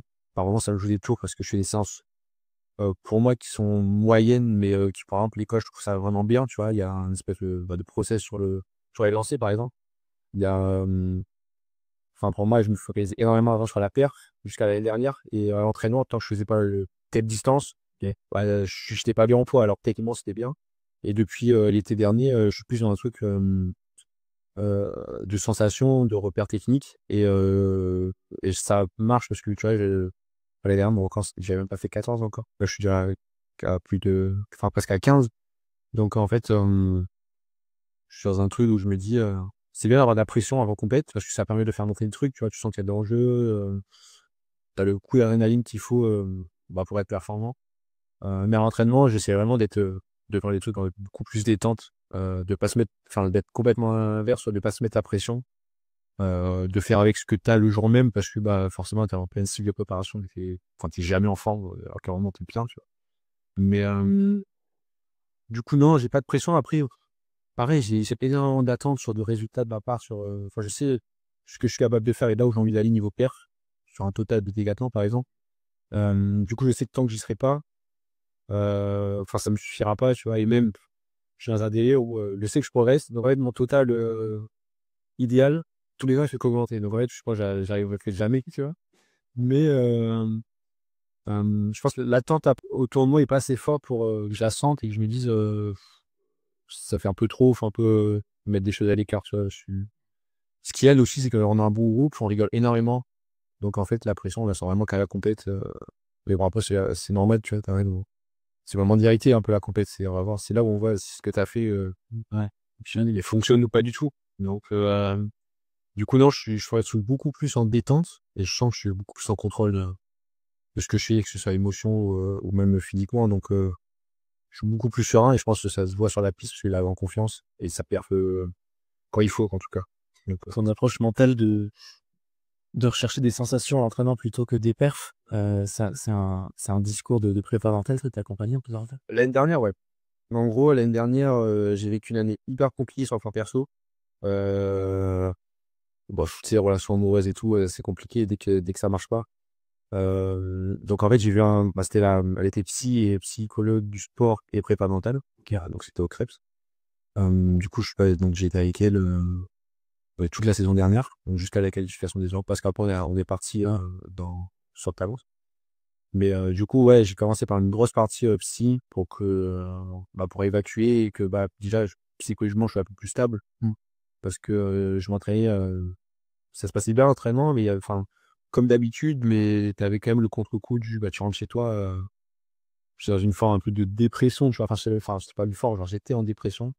Et c'est vrai que le fait d'en parler, c'était pas un réflexe, mais une fois que j'y étais, je sentais que ça m'a fait du bien. OK. Et c'est ce qui m'a permis, on va dire, de sauver la saison et de rattaquer l'été, en étant normal et stable, tu vois? OK. Donc ça m'a beaucoup aidé et du coup, ça m'a permis aussi de voir, les choses sous un autre angle, comme tu dis, tu vois, sur l'aspect, arrêter de chercher la perf. Parce que la perf, elle sera là le jour J. Le jour J, mais après, ce qui est horrible, c'est que t'es dans un monde de perf où il y a que la perf qui parle, tu vois. Si t'as envie sélection, c'est perf. Les partenaires, c'est perf. Donc, en fait, ce qui est dur, c'est de s'en éloigner, de se dire, je suis en entraînement et même si ce que je fais est pas bien, c'est pas grave, c'est normal, tu vois. Et ça, je l'ai compris, tard. Enfin, bon, après, on dit au mieux tard que jamais, mais jusqu'à l'année dernière, je galère encore à l'accepter. Et depuis la prépa en août, je l'ai accepté pleinement et je sens que ça marche. Et, du coup, ça m'a convaincu dans le fait que la perf, elle sortira au moment où il faut. Et si t'as mis tout ce que si t'as fait ce qu'il fallait avant, peu importe que tu te sentes en forme ou pas, si t'arrives en confiance, il n'y a pas de raison que ça perde pas, tu vois. Et là, depuis que t'as déménagé à Talence, du coup, t'as arrêté ce suivi ou Ouais, j'ai arrêté. Après, moi, je suis quelqu'un euh, je- moi, de nature timide, tu vois, mais dès qu'il y a du monde, j'adore le partage, du coup, tu vois, on a un groupe de fous, enfin, même avec l'ADEME et tout, enfin, déjà, on s'entend tous bien, enfin, j'ai des potes et tout, donc, ça m'a relancé sur une dynamique je suis plus tout seul sans ma famille en métropole. Et en fait, ça m'a fait du bien et ça me fait du bien au quotidien. Je vais être en coloc avec leur pote Maxime. On se tape des bars. Donc, enfin, en fait, tu me sens vivre, tu vois, alors que quand je suis arrivé, j'étais tout seul en internat. En plus, il y avait le Covid, confinement. Ouais, Machin, mais j'avais perdu un truc, tu vois. J'ai fait ma garde tous les jours. Et en plus, nous, à la maison, tu vois, je suis plus grand. Du coup, à la maison, dès que je rentrais, t'avais toujours la petite soeur, les petits frères. Enfin, la maison était toujours en mouvement. T'avais toujours du bruit. Enfin, ça rigolait et tout. Donc, en fait, t'avais de la vie simplement, tu vois. Et, quand t'arrives tout seul, t'as toute vie plus triste. Tu vois, déjà, quand je mets la télé en fond, quand du bruit, c'est là, j'arrive à une étape, même. J'ai d'un marre du monde, tu vois. Et en plus, moi, je suis quelqu'un, j'aime pas sortir. Tu vois, et pas mais viens, on va en soirée. Enfin, je déteste ça. Parce que, moi, le soir, quand j'ai mon temps, moi, où je reste chez moi devant ma télé, ma série. Surtout en fin d'entraînement. Le week-end, ça me dérange pas et encore, même, j'ai un peu de mal. Euh, Parce que sinon, je me sens pas bien, tu vois. Donc j'ai ce truc où je suis à l'entraînement où je vois pas grand monde parce que j'avais pas de groupe. Et je rentre chez moi, mon temps à moi, c'est d'être tout seul et de kiffer devant ma télé, ma série, tu vois. Donc ouais, je voyais personne. Et ça, depuis qu'on a déménagé, tu vois du monde rien que fait de faire l'entraînement. Tu vois deux groupes, tu vois d'autres mecs en muscu. Tu rigoles à droite, à gauche avec les perchis sur les cons. Enfin, je veux dire, ouais, tu te sens vie. Donc ça m'a fait du bien. Et je pense en grande partie grâce à ça aussi que cette année, ça marche encore mieux que d'habitude. Ça a été de gros changements. Certains ont pas eu le changement, enfin, dont moi, mais celui-là, je sentais que ça pouvait faire que du bien. Ok. Donc, c'était intéressant. Donc, en vrai, j'ai le truc à balle, quoi. Ouais, c'est bien. Ouais, je kiffe. Parce que, et puis, je suis beau. Beaucoup plus qu'Ali. Donc, en escalier, je suis arrivé avec le soleil, ça sera pas, même s'il fait froid. Tu vois le ciel bleu, t'en vois. Ah, En vrai, enfin, je peux le journée. on a une année. C'est l'an dernier, oui, c'est que plus voir. Ouais, c'est ce qu'on m'avait dit, je plus voir. Voilà, ça là. Tant mieux. Alors, franchement, j'en ai marre des îlots, il fait que feu. Ah, tu m'étonnes. T'as cette vie de la Réunion à Libye. C'est pas la même île, hein. Faut jamais le souvenir, c'était horrible. Ah, tu m'étonnes. Pourtant, la ville est chouette, mais C'est ouais, moi j'adore, hein, les gens ils sont incroyables, hein. Ils sont hyper sympas, très ils sont accueillants et tout. La ville, moi je la trouve superbe. Le problème c'est qu'il fait que pleuvoir, quoi. Les pavés sont brouillés toute l'année, donc, c'est sûr. euh, tu dis aujourd'hui tes disciplines. Ouais, ouais, je suis pas mal aidé par mon club. J'ai un contrat pro avenir avec la Fédé, donc c'est un contrat jeune professionnel. Donc Fédé, club. Après je suis sous dotation avec SDS, qui me fournissent la blinde de vêtements, chaussures, donc tiens, ça se fait des. Ils me payent pas, mais ça me fait des économies, tu vois, en mois, enfin de l'argent en moins à dépenser. Euh, Il y a l'idée Hauts-de-France aussi, où je suis licencié qui m'aide. Et voilà, donc en vrai, c'est pas. Je vis, ça me permet de mettre un peu de côté. Je suis pas en manque, en tout cas, d'argent, même si. Tes athlètes, c'est pas les plus riches. Voilà, c'est ça. Mais en tout cas, je suis pas dans le. Ouais, je suis pas dans la crise à me dire, bon, ce mois-ci, faut que je fasse gaffe parce que sinon ça va être compliqué et tout. En plus, là, on a la chance c'est que sur le Pôle France, la Fédé, ils ont mis en place une aide au logement. Donc, en fait, on est payé, enfin, le loyer est pris en charge un certain pourcentage sur le loyer total de l'année. Donc, en fait, ça permet encore de diminuer le truc. Donc, en vrai, avec des aides à droite à gauche, on a quand même à s'en sortir, même si, bon, j'ai encore les parents qui, de temps en temps, aident un peu, même si, depuis 2-3 ans, ils m'aident quasiment plus. C'est un peu le truc que j'avais aussi dès que je peux, de leur libérer, parce que je sais que là, il y a 6 sœurs, il y a Barry qui suit, tu vois. Mais j'aime pas trop demander, donc, dès que j'ai pu, Enfin, je me sentais capable d'assumer mon truc à 100%. J'aurais dit, mais enfin, laissez-moi, et je sais que s'il y a des besoins, et ils seront là pour régler à un moment donné, mais C'est bien. Non, toi, c'est quoi ton projet perso? ouais, c'est moi, je suis investi à 100%. Ouais. Donc, c'est pas. T'as, t'as parlé de dépression l'an dernier. Est-ce que tu as vécu de blessures récemment? Donc, j'ai pas eu énormément de blessures. J'en ai eu en cadet, c'était j'avais un œdème osseux à l'astragale au niveau de la cheville gauche. Donc, une fracture de fatigue, quoi. Qui s'est réglée dans le mois suivant. Donc, ça, c'était après. Par la suite, j'ai pas eu grand-chose. Enfin, si, quand je me suis blessé avant le Décastar 2 semaines avant, j'ai eu quand même un grade 2 à la jonction entre le tendon et l'ischio, donc sous la fesse, hein. Mais bon, après, tu vois, au bout de 10 jours, en grade 2, il avait réussi à le faire partir. Donc, j'ai pas eu de blessure où, tu vois, j'étais immobilisé pendant 4 semaines à rien faire, comme certains, les pauvres, tu vois, ils se pètent complètement l'ischio. Tu sais que tu vas pas pouvoir reprendre avant un mois et demi. Donc, enfin, j'ai cette chance de pouvoir ne pas me blesser très gravement, et dès que j'ai un petit truc, de récupérer assez vite.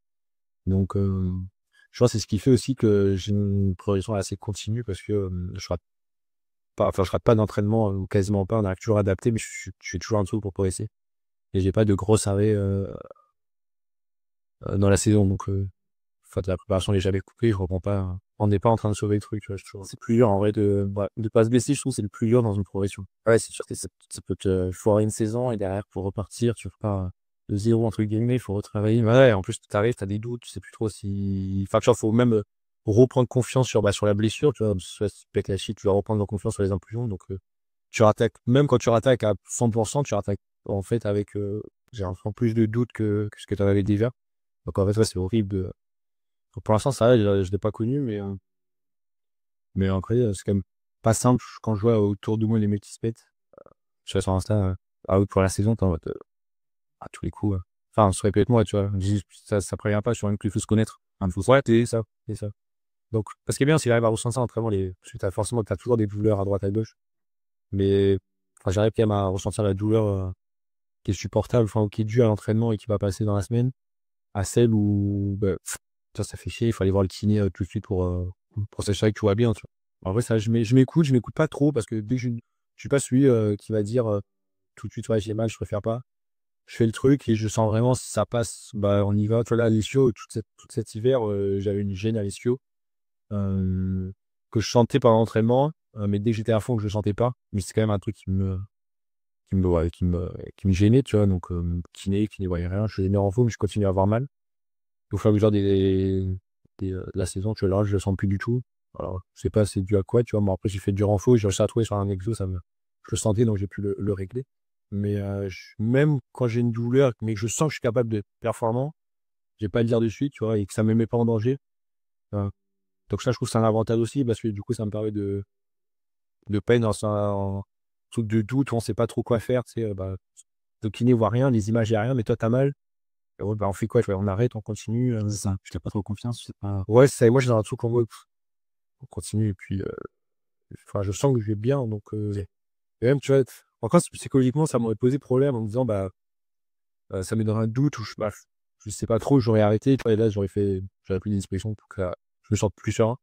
Mais, tu vois, là, ça marche, j'ai plus mal, donc j'enchaîne. Des fois, c'est dans la tête aussi. Hein. Ah, mais va, c'est une blessure. Mais j'ai rien. J'ai appris ça cet été aux Europes. Bah, tu sais, bah, donc les chiots que je m'étais fait avant le Décastar, donc c'était vraiment sur un mouvement spécifique ou sur la vitesse gestuelle, donc des petits mouvements avec les pieds. Et j'arrive aux Europes, donc 2 jours avant, on fait la remise en route, bah, on fait du sprint, quoi, pour redéverrouiller la machine. Et là, j'arrive, impossible à sprinter, mais vraiment zéro, tu vois. Dès que je faisais un mouvement, hyper mal à l'issue, mais pile à l'endroit où j'avais mal, où je m'étais blessé. Alors que j'avais rattaqué la saison, rien du tout de la saison. On avait fait des coups de contrôle avant, et même au cours de la saison, rien. Et là, j'arrive, je vais à Gaëtan, je lui fais, mais impossible, dans 2 jours, je cours, tu vois. Il me dit, t'affole pas, on va voir les médecins, les kinés et tout. Donc, on continue la séance. Je force un peu, tu vois. Je me dis, bah, je trouve que c'est pas chaud. Ça faisait 2 jours, j'avais rien fait que le voyage. Impossible. Vraiment, pendant 1 heure, je me prends la tête, ça me saoule, genre limite, envie de pleurer, parce que tu te dis, bah, Et là, tu peux rien faire. ouais, ça, je t'ai donné toute la saison, tu te sens en forme, mais t'as mal, tu vois. Donc, on voit les kinés, on fait une écho sur place, rien. Je suis toujours mal. J'arrive le matin du 100 mètres. Je fais ma chauffe un peu sur la retenue, parce que tu tâtes un peu. Et là, rien. Là, je fais une accès à la balle, que dalle, je fais mon DK, rien du tout. Et le soir, je vais voir le médecin, je lui fais: «Bon, tu te rappelles, tu sais, j'avais mal et tout, Il me dit: «Mais tu sais, des fois, tu non, c'est Kevin, c'est pas lui, c'est Kevin. Il me dit: «Mais tu sais, c'est sûr que c'était Kevin». Bizarre comme ça. Il me dit: «Mais tu sais, des fois, il y a un truc, ce qu'on appelle, c'est les douleurs neurologiques». Et je connaissais pas, je fais: «Bah, vas-y, explique-moi». Il me dit: «Bah, en fait, ton corps, il est tellement à l'affût de tout parce que, bah, enfin, il sent qu'il y a un événement important qui arrive, donc tu sens vraiment tout.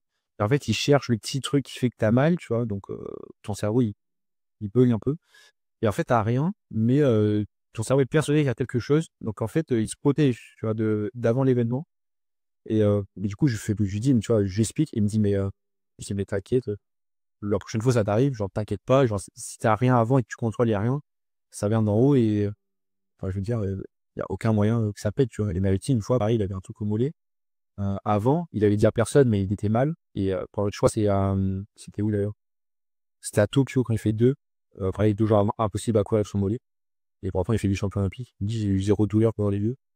Et depuis, je me dis déjà un truc, je me dis: «Bon, j'ai mal». Je teste à droite, à gauche, il y a rien. Je lui dis: «Bon, ça vient peut-être de mon cerveau, hein, il commence à bouillir un peu». Je lui dis: «Voilà, allez, on y va». Tu vois? Pareil, avant le hit, j'avais mal. Le matin des X, rien du tout. Avant les élites, pareil, 2 jours avant, j'ai mal. J'arrive aux élites, rien du tout. C'est fou. C'est la pression, en fait. Ouais, des choses. Ton cerveau, il est en mode, bah, en vrai, je sais même pas à quoi il pense, tu vois? Mais je veux dire, il sent qu'il y a un truc, il y a un événement qui arrive, Bien sûr. qui est important. Moi, toi, tu te visualises depuis ça faisait 2 semaines, tu vois, je pensais aux France tout le temps, parce qu'avant les X, c'était un événement un peu raté pour moi, tu vois, j'avais pas senti ce que je voulais. Donc, tu me prépares dans ta tête, genre, tu fais je sais pas combien de films qui se passent à cette épreuve, et cetera. Et en fait, ouais, il se prépare tellement que, tu as l'impression qu'il te demande qu'un truc, c'est: «Bah, vas-y, on y va, tu vois, arrête d'attendre, quoi». Donc, c'est un peu, bah, du coup, tu continues à apprendre à te connaître. Donc ça, je trouve que c'est qu'en vivant des trucs comme ça que tu peux dire, je sais que là, si au rhum, j'ai mal, rien parce que à part c'est bon, bien sûr, si tu sur l'accès, sur un truc, oui, il faut s'en assurer, hein, ouais. Mais tu vois, si c'est le même type de douleur, ça va, tu vois? Dans 2 heures, ça part, quoi. C'est peut-être la même douleur que tu ressens sur le 15? Non, la douleur, elle est pas c'est pas la même douleur, elle est partout. OK. Hem, est-ce que, justement, tu les avances comment ces championnats d'Europe? Comme un peu dans le même état d'esprit que ce week-end, tu un peu conquérant. C'était vraiment le mot d'ordre, on va dire, c'était arriver, jouer sa carte à fond en étant confiant, heu, sans se mettre de pression inutile parce que, bah, ce qui est un peu différent des France élites, c'est que les France élites, je savais que, bon, il y avait Maxime, mais je veux dire, j'étais un peu je savais que si j'alignais tout, j'étais au-dessus, tu vois? J'allais gagner. Et là, c'est vrai que j'arrive aux Europes avec des mecs qui sont, largement plus forts que je suis capable de faire actuellement. Hem, donc c'est un peu plus enfin, c'est une autre manière d'aborder la chose, tu vois? C'est un peu faut être un peu plus centré sur soi-même. Mais, je me dis, en fait, en tant que compétiteur, j'arrive et peu importe ce qu'on me dit, avant le départ du 60, enfin, en tout cas sur tout le week-end, j'y vais pour prendre une médaille, tu vois? Même si je sais que ça va être très compliqué, peut-être même impossible, ça peut-être, mais bon, on sait pas, ça se joue. Ouais. Mais ça se trouve, tu vois, je suis pas à l'abri de battre mes records comme Luc, l'a fait pendant X et tu vois, de s'en sortir un total de fou. En tout cas, tu pourras pas empêcher les mecs de perfer à côté de toi parce qu'ils se préparent, enfin, comme toi pour cet événement. Donc j'y vais pour jouer ma carte en étant confiant et puis, en tout cas pas faire, comment dire, surjouer la chose, tu vois? Pas être quelqu'un que je suis pas sur la piste. Et mais bon, après, si tu me vois crier sur certaines épreuves, c'est que c'est un bon indicateur, c'est que je suis en forme, tu vois? Comme ce week-end, j'ai crié un peu partout, donc c'est cool. Ça vient que là, l'hiver me pèse ça, ouais, ouais. Donc, dès que je m'exprime un peu, c'est bon signe, tu vois? Je suis pas trop comme ça, mais, quand ça part, quoi. Je suis dans un truc, un peu me faire. J'espère aller ce week-end. Après, je sais pas, tu vois, j'ai enchaîné après 2 semaines à 2e hectare. Après, je sais que là, j'ai fait full repos cette semaine. Première fois que je fais si peu de choses. Donc, je suis de la récup. Enfin, je sais qu'il arrive en forme, mais, à voir. En gros, j'ai pas de total en tête, précis, ni de perf, mais le but, c'est d'être arrivé sur chaque épreuve, faire mieux que ce que j'ai fait aux France. Et OK, si je fais ça, il y aura encore au bout. Ouais. C'est un peu l'idée, quoi. Et la concurrence, comment tu l'abordes, alors que ce soit la concurrence française? Ouais, la semaine. Bah, française, mieux parce que lui, bah, c'est devenu un pote, depuis l'année dernière. Il est venu s'entraîner un peu avec nous, à Lille. Donc, bah, bien, tu vois? Moi, je fais le premier er Spartan en tout cas, pousser sur le championnat pour qu'il perde parce que il a un niveau incroyable cette année. Enfin, c'est marrant qu'il a un niveau incroyable, il n'arrivait pas à l'exprimer. Mais, je vais être le premier à le pousser, voilà, s'il fait de la merde, à le remettre un peu dedans, tu vois? Parce que, enfin, on se connaît, je sais comment il fonctionne Et je sais qu'il le fera aussi s'il sent que j'en ai besoin. Après, bah, le fait d'être deux, déjà, d'être deux Français, c'est incroyable, mais deux du même groupe d'entraînement, c'est encore ouf. Donc, tu sais, on va partir un peu en mode esprit d'équipe, tu vois. Dès qu'il y en a un à se tirer un peu ou s'encourager l'un l'autre pour bah, forcément être le plus compétitif sur l'un de nous deux ou nous deux. Après, bah, la concurrence internationale, tu sais, tu joues avec des mecs quand même, c'est des monstres. Genre, Scottin, par exemple, c'est un mec à mon âge, c'est depuis junior qu'on se suit. Il a toujours fait des choses incroyables. Donc en vrai, je le découvre pas, donc c'est pas un élément, on va dire, de plus à gérer. Je sais qu'il va faire son truc et son show parce qu'il perd de fou malade. Mais en tout cas, j'ai essayé de me servir de lui. En tout cas, le but, c'est de servir des œuvres pour se mettre le mieux possible. Donc je sais qu'en longueur, en tout cas, enfin, ça fait un moment, enfin, on se tâte. Je sais pas si lui me considère comme ça, mais tu vois, dès qu'il battait son record, je suis repassé dans la longueur. L'année d'après, il me repasse. Tu vois, il a fait 8,19. J'ai qu'une hâte sur 8,20, tu vois, pour lui passer devant. Mais c'est ça l'idée. Donc, ok. Moi, je sais qu'il y aura une énorme pourboire de longueur. Je sais que c'est une épreuve sur laquelle je peux être très performant. Donc, le but, ça va être d'utiliser cette un peu atmosphère. Mais tu vois, le gros concours de longueur, ça sera un peu court. Il y aura d'attention, tu vois, parce que, bah, il y a Meur qui a pas envie forcément de perdre ce concours de longueur. Et même, je pense, pour sur les 14, il y en a peut-être pour 7 ou 8, même un peu plus, tu vois, la longueur, c'est une épreuve forte. Euh, Tu vois, même Luc, j'avais vu un truc avec 7,60, je crois, c'est le 10e record de l'heptathlon sur la longueur. Alors que 7,60, c'est énorme.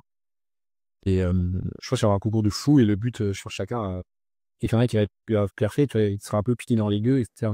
Ça sera combien de j'ai attrapé, tu vois. Donc ouais, je pense que tu le gères comme ça, tu gères un peu.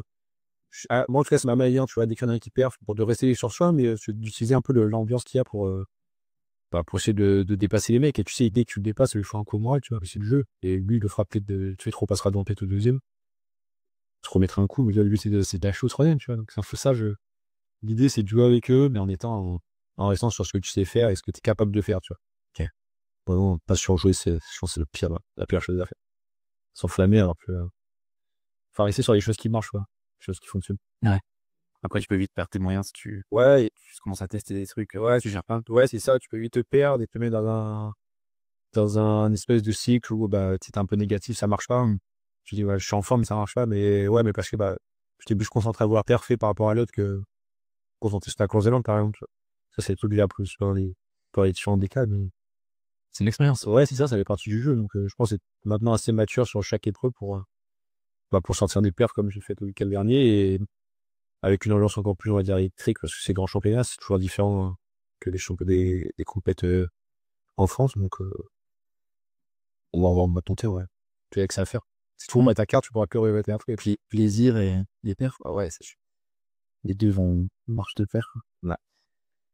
Euh, Est-ce que tu peux nous expliquer à quoi ressemble une semaine type en tant qu'athlète, en tant que décathlète? Bon, la semaine type en pleine prépa, donc c'est-à-dire c'est 9 entraînements semaine. Donc on double, donc entraînement le matin et après le lundi, mardi, jeudi. Et donc entraînement uniquement l'après-midi, le jeudi, vendredi et samedi matin pour la séance de côte ou de spé, avec un dimanche de repos. Après en termes de planif, donc on est à 2 muscles du haut et 2 muscles du bas semaine. Donc ça fait 4 séquences muscles plus une séquence altéro. Donc j'avais 5 éléments. La séquence altéro, elle va avec la partie muscle du bas. Après, on a aussi 2 séquences de 1080, donc de vitesse développement force le mercredi et vendredi, il me semble. J'ai peut-être des conneries, mais je sais qu'il y en a 2.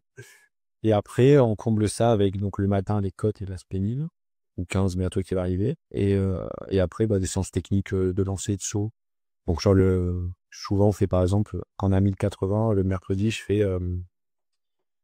donc je fais 1080 sprint et là, on peut faire poids ou bah, javelot, disque, donc ça va enchaîner. Et on finit par peut-être par le petit muscle. Donc, c'est assez complet. Les séquences, elles durent entre 2h30, 3h, voire même plus par moment. Donc, en fait, quand on double, on est quasi à 6-7 heures d'entraînement par jour, quoi. Et après, tu rentres le soir, tu récupères, tu manges, tu dors. Et après, moi, j'ai un créneau de kiné le mercredi matin pour un peu, on va dire, tamponner le début de semaine et pouvoir bien finir. Et, et puis, ouais, après la bouffe et tout. Là. Ok.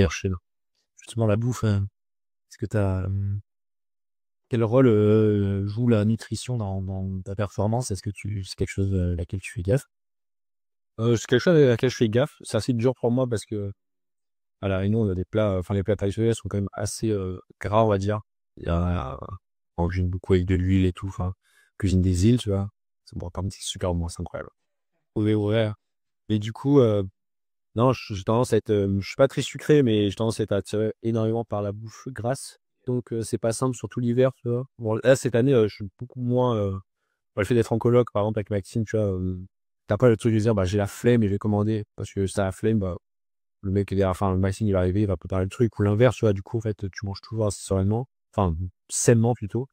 Et bon, il y a quand même quelques fois où, tu vois, genre là, le soir après l'hepta, le soir retour, ça a été au BK et on s'envoyait, même si ça plaît pas au coach, mais on avait besoin, tu vois, il faut fêter la pierre. Le sans fin, hein.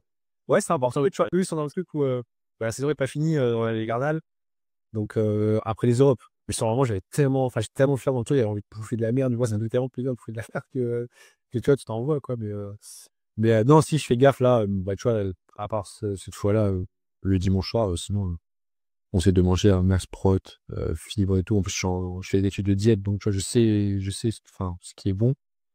Donc, on fait l'effort. Enfin, pour moi, pour l'instant, c'est encore un effort, tu vois, de bien manger. En tout cas, de mettre tout ce qu'il faut dans l'assiette. Mais, bah, l'avantage, enfin, j'aime tout. Donc, en fait, dès que je veux faire manger, tu vois, une salade, j'en vois, mais bon, faut la faire. Quand t'es mort des CP en toi, bon, t'arrives le soir.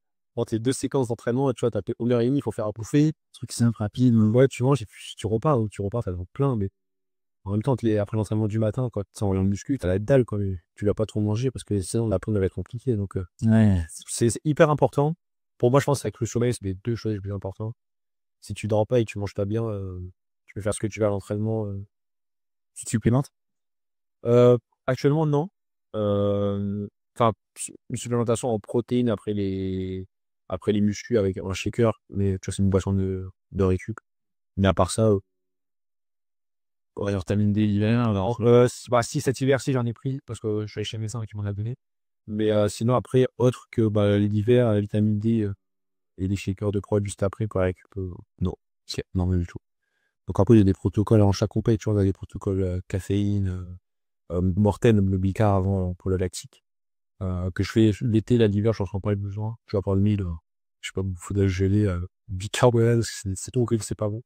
Mais l'été, je sais qu'il y a un peu plus de choses qui sont mises en place pour bah, tamponner les 2 jours de compète. Mais après, l'alimentation, elle reste la même, Ok. toute l'année, quoi. Pendant un entraînement à décage, tout le monde, tu t'alimentes comment, toi? J'ai pas mal de pâtes de fruits, parce que j'adore ça. Donc, je suis en pâtes de fruits par de céréales. J'ai aussi une gourde avec des électrolytes, donc pour l'hydratation, pour réhydrater le corps. Donc je fais principalement ça, mais tu vois, par exemple, là, sur un championnat d'Europe, il y a session matin et soir. Du coup, ce que je vais faire, c'est que, bah, forcément, un petit déj le matin. Donc, classique, tu vois, protéines, œufs, bacon, euh, fromage blanc, etc. Dans la journée, je sais que sur le restant de la matinée, j'ai hydratation, pâte de fruits sur certains seaux, parce que même, tu vois, moi, je réfléchis même plus, mais ça te fait du bien, tu vois. Tu prends un petit morceau, ça va te servir pour la hauteur dans 2-3 heures. Après, tu rentres à l'hôtel, tu bouffes normalement parce que tu rattaques à 20h, par exemple. Petit goûter à 15-16h, l'épreuve, et après, le soir, tu manges classique pour attaquer le lendemain. Donc, mais en état, c'est plus simple, tu vois, tu passes moins de temps sur le terrain. Mais sur un des cas, j'aurais tendance à acheter un sandwich, une salade plutôt, et à manger, pas manger beaucoup en quantité, mais tu sais, Séquencé. ouais, bien séquencé sur toute la matinée, pareil pour l'hydratation. Pas avoir un gros coup, déjà que j'ai eu un petit peu, et en compète ce week-end, c'est horrible. J'ai l'impression de passer plus de temps toilette Ah ouais? ouais, sur la piste. Ouais, Maxime, je sais pas pourquoi, on avait un truc. Mais après, moi, c'est souvent en compète.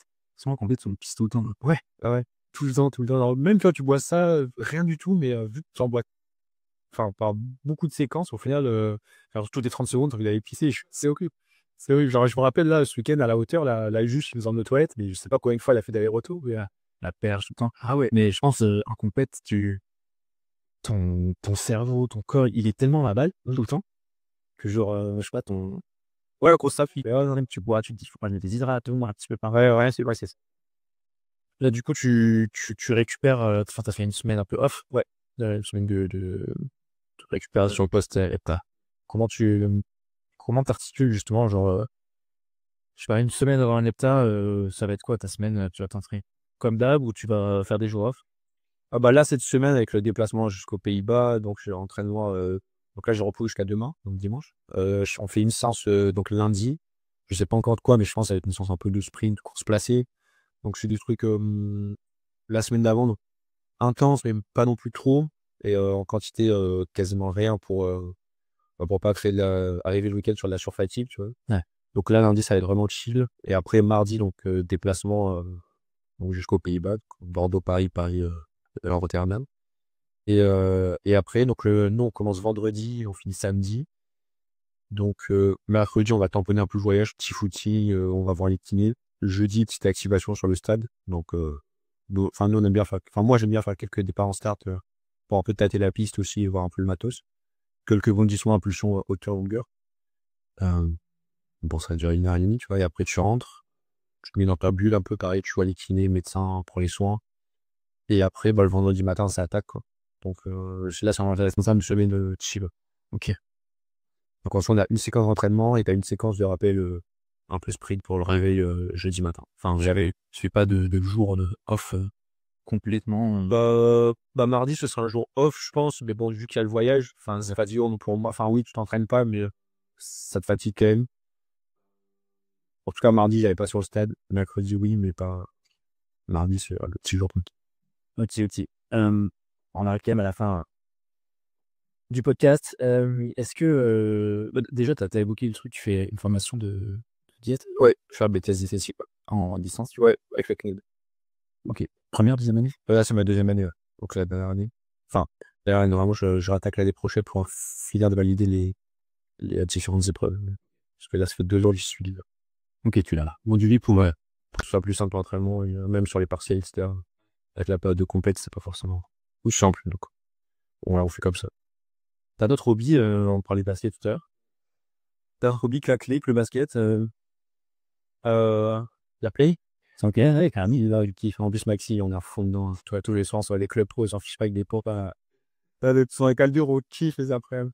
Ouais, si, bah, jeux vidéo, ça, j'ai toujours été fan. Donc après, en vrai de vrai, moi, c'est principale activité, enfin, passion, c'est vraiment le sport en général. Je suis tout, vraiment de tout. Ça pas du biathlon au tennis, bah, forcément de l'athlé, basket. J'ai encore regardé un match tout à l'heure. Là. Je rattrape les matchs parce qu'ils sont tard et demi, tu vois. Mais non, par contre, tu vois, les jeux, je me suis régalé. Toute la journée, t'as des sports à la télé. Et, et je kiffe, je m'intéresse à tout. Je connais quasiment, enfin, tout. Ouais, enfin, je connais pas tout du sport, mais quasiment, tu vois, genre, Ok. les perfs, les titres, enfin, je veux dire, quand je sais pas, ouais, c'est ma passion, je m'intéresse à fond à ça. Et même, je trouve que pour les sports, ça permet de faire vivre, de ressentir des émotions, je trouve, Ouais. qui ne refoutent pas ailleurs, en fait. Tu vois, quand quelqu'un me dit qu'il n'a jamais fait de sport, je me sens heureux dans ma vie, j'arrive pas à savoir comment, tu vois. Je me dis, mais toi, comment tu peux, t'as pas vécu ce que c'est, genre, pas encore, par exemple. T'as passé 1 an et demi à te prendre la tête, et bim, bah, ton record, tu vois, tu ressens quand même un truc, une fierté après. Ouais, je sais qu'avec les affaires, c'est peut-être un peu comme ça, tu vois, tu galères un peu pendant 1 an et demi et ton business commence à marcher, donc c'est gratifiant. Mais je trouve le sport, vraiment, tu vis des choses, même en étant supporter, je trouve que je vis plus de choses en étant supporter que acteur, tu vois. Mm. Ouais, enfin, je sais que je vibre plus en voyant ma soeur de l'extérieur que moi dans mon hôpital, tu vois. Mon petit frère, frérot, je suis allé au point d'or le voir, à la perche, elle m'a 3,40. Alors j'ai envie de crier comme si moi, il a fait 6 mètres, tu vois. La balle sur encore de 20 cm, mais t'es en mode, putain, c'est cool. Tu vois qu'il est content, donc ça te rajoute encore un truc, tu vois. Donc, non, ouais, moi, c'est vraiment le sport, tout et n'importe quoi, je m'intéresse à fond. Même un peu l'e-sport, mais un peu moins, genre vraiment le sport. Ok. Ça Ça jouait dans ta performance au X ou aux élites de voir ta sœur tout aligné à chaque fois, faire encore sur le corps et hors stimulation que ouais, le sang. ouais, c'est sûr. Bah, sur le moment, je t'avouerais que quand je la vois, c'est sûr que ça fait plaisir. Tu vois, quand elle passe un 80, je suis au poids. Mais moi, j'étais tellement dans mon truc. C'est pas que ça me faisait rien, mais je me suis dit, bah, ok, elle réussit. Bon, je me concentre pour réussir, tu vois. Mais par contre, une fois que le championnat était fini, tu vois, pareil, je regarde toutes les vidéos, j'adore analyser vidéos et tout, faire des stats. Donc là, j'ai tout regardé son hepta enfin son pata plutôt, et j'ai kiffé de fou de re-regarder, tu vois. Moi, j'avais mes images de l'intérieur, parce que j'étais sur la piste. Euh, mais ouais, non, c'est sûr que ça fait vibrer. Et après, sur le moment même, je sais qu'elle a réussi, donc déjà, c'est un point en moins, dans le sens que c'est un peu compliqué pour elle ce week-end. Mais c'est pas non plus un truc où je me dis, bon, allez, ok, réussi, il faut absolument que je réussisse, tu vois. Genre, je sais que j'ai mon truc à mettre en place pour y arriver. Et je pense, pour elle, c'est pareil. Bon, dès que j'ai un peu encouragé, tu vois, je vais lancer la clap et tout, ça y va, mais je vis les choses beaucoup moins avec passion de l'intérieur que de l'extérieur. J'aurais été à Retribute, j'aurais été à 110% tout week-end. Là, je savais que j'avais aussi un truc à faire important pour moi d'abord. Ouais, donc c'était moi avant et ensuite elle. Mais c'est louche. Mais par contre, ouais, non, là, c'est sûr que c'est plaisant de voir, tu vois, fait Midday, je fais podium. C'est incroyable, ouais, c'est cool. C'est cool. La famille Bastien. Elle est là, on est là. Ok, cool. C'est quoi ton objectif de carrière? Ça peut être, je sais pas, vivre une compète que t'as envie de dire. Je sais que t'as loupé les jeux de pas grand-chose, ça peut être une perf. Bah, franchement, il y en a plusieurs. C'est sûr, de vivre les jeux, c'est quelque chose d'incroyable. Enfin, c'est pas donné à tout le monde. Donc, enfin, c'est vraiment l'élite de l'élite de ta discipline. Donc, c'est sûr que l'objectif, ce serait de faire les jeux. En tout cas, c'est plus un rêve, c'est devenu un objectif. Après, moi, j'ai toujours voulu, j'étais dans un truc de, peu importe ce que je fais, c'est vraiment de marquer un peu l'histoire du décathlon français, tu vois. Je sais, par exemple, si je fais 8 mètres, très prochainement, je vais être le premier à décathlon français à avoir fait 8 mètres de l'histoire, tu vois. Donc, c'est quelque chose de marquant. En fait, j'aimerais bien qu'on se souvienne de moi pour ce qu'il fait sur la piste, avec des perfs un peu, enfin, pas un peu, mais des perfs incroyables. 8 mètres pour un décathlonien, déjà, en général, si fort. En France, c'est encore plus fort. C'est un petit stack pour les 100 mais je veux dire, tu vois, c'est un niveau. En fait, j'ai envie de rivaliser, comme Kevin dit souvent, avec les meilleurs spécialistes. Et je sais très bien quand j'arrive l'été dernier, quand je gagne le titre en longueur sur les championnats de France Espoir, je sais que les mecs derrière qui font ça toute l'année, ils ont la rage, tu vois. Moi, j'arrive, je me suis entraîné du lundi au jeudi, sur d'autres disciplines. J'arrive vendredi, je suis mort du voyage, c'était à Albi, tu vois, l'île Albi, c'est loin. Le samedi après, je leur claque 62 et je gagne, tu vois. Et mon team me dit, ça, les mecs, on s'est fait battre par des Décathloniens, tu vois. Et j'aurais pas dit, mais je me suis entraîné que cette semaine, vous, je sais que vous êtes pas entraîné parce que c'est votre rendez-vous, tu vois. Et c'est sur des trucs comme ça où j'ai envie de me dire, j'ai envie d'être tellement fort sur certaines épreuves que même quand je suis pas bien, je suis capable de battre certaines personnes qui, eux, sont à balle, tu vois. Donc, c'est vraiment d'être au-dessus et ouais, de marquer un peu l'histoire du décathlon, quoi. Ok. C'était la prochaine question, c'était ta mission et c'est ça, t'as envie de marquer le décathlon. Ouais, ouais, ouais. Enfin, tu vois, sur les bilans tout le temps, je trouve que c'est un peu un point de repère. Je suis passé de 9e au bilan tout le temps sur les platins. Chez les jeunes, je suis pas mal classé, même s'il y a des jeunes Français monstrueux qui arrivent, là. Encore France cadet qui était explosé. C'est incroyable. Mais du coup, ouais, c'est de gratter le plus de places. Je sais que là, il y a Blandel qui est devant moi à une 50aine de points. Mon but, c'est d'être le chercher ce week-end, ça me gratte 50 points à droite à gauche, tu vois, mais j'ai une motivation comme ça je le fais pas pour ça, mais en tout cas, enfin, je le fais pour ça, sans me le dire, sans que je sois une pression. Et en fait, pour moi, c'est un repère, c'est d'arriver, enfin, l'idéal, c'est de se rapprocher le plus vite possible du niveau de Kevin, tu vois, actuel ou de ce qu'il a été à mon âge. C'est déjà un monstre. T'as quoi comme relation avec Kevin? On s'est beaucoup côtoyé sur des stages et un championnat. C'est vrai que les gens ont tendance à dire que il se planque beaucoup, ce qui est vrai. Enfin, ce qui est vrai, tu vois, il a un peu une image, il a un peu délaissé son image de quelqu'un de conquérant, tu vois. Il parle, en tout cas, il est ouvert aux autres, donc il dit beaucoup ce qu'il pense et ce qu'il ressent, tu vois. Je trouve ça, c'est une chance et j'ai compris en stage, tu vois, il partage énormément. Les gens me disent, ouais, fais gaffe, Kevin, il est un peu autant. Moi, je suis arrivé, premier jour, mais Kevin me parlait. Il savait qui j'étais déjà, alors que j'étais junior, j'ai fait 7006, avec champion olympique. Tu vois, il y en a certains, un Renaud Lavellenie, par exemple, je sais pas s'il se rappelle d'un junior qui a fait peut-être 5,40, tu vois, qui a gagné les France. Je suis peut-être même quasiment sûr, tu vois. Mais lui, il savait qui j'étais, en fait, les mecs, il est venu vers moi et ça m'a même un peu surpris, tu vois, parce que je me suis dit, j'ai jamais calculé.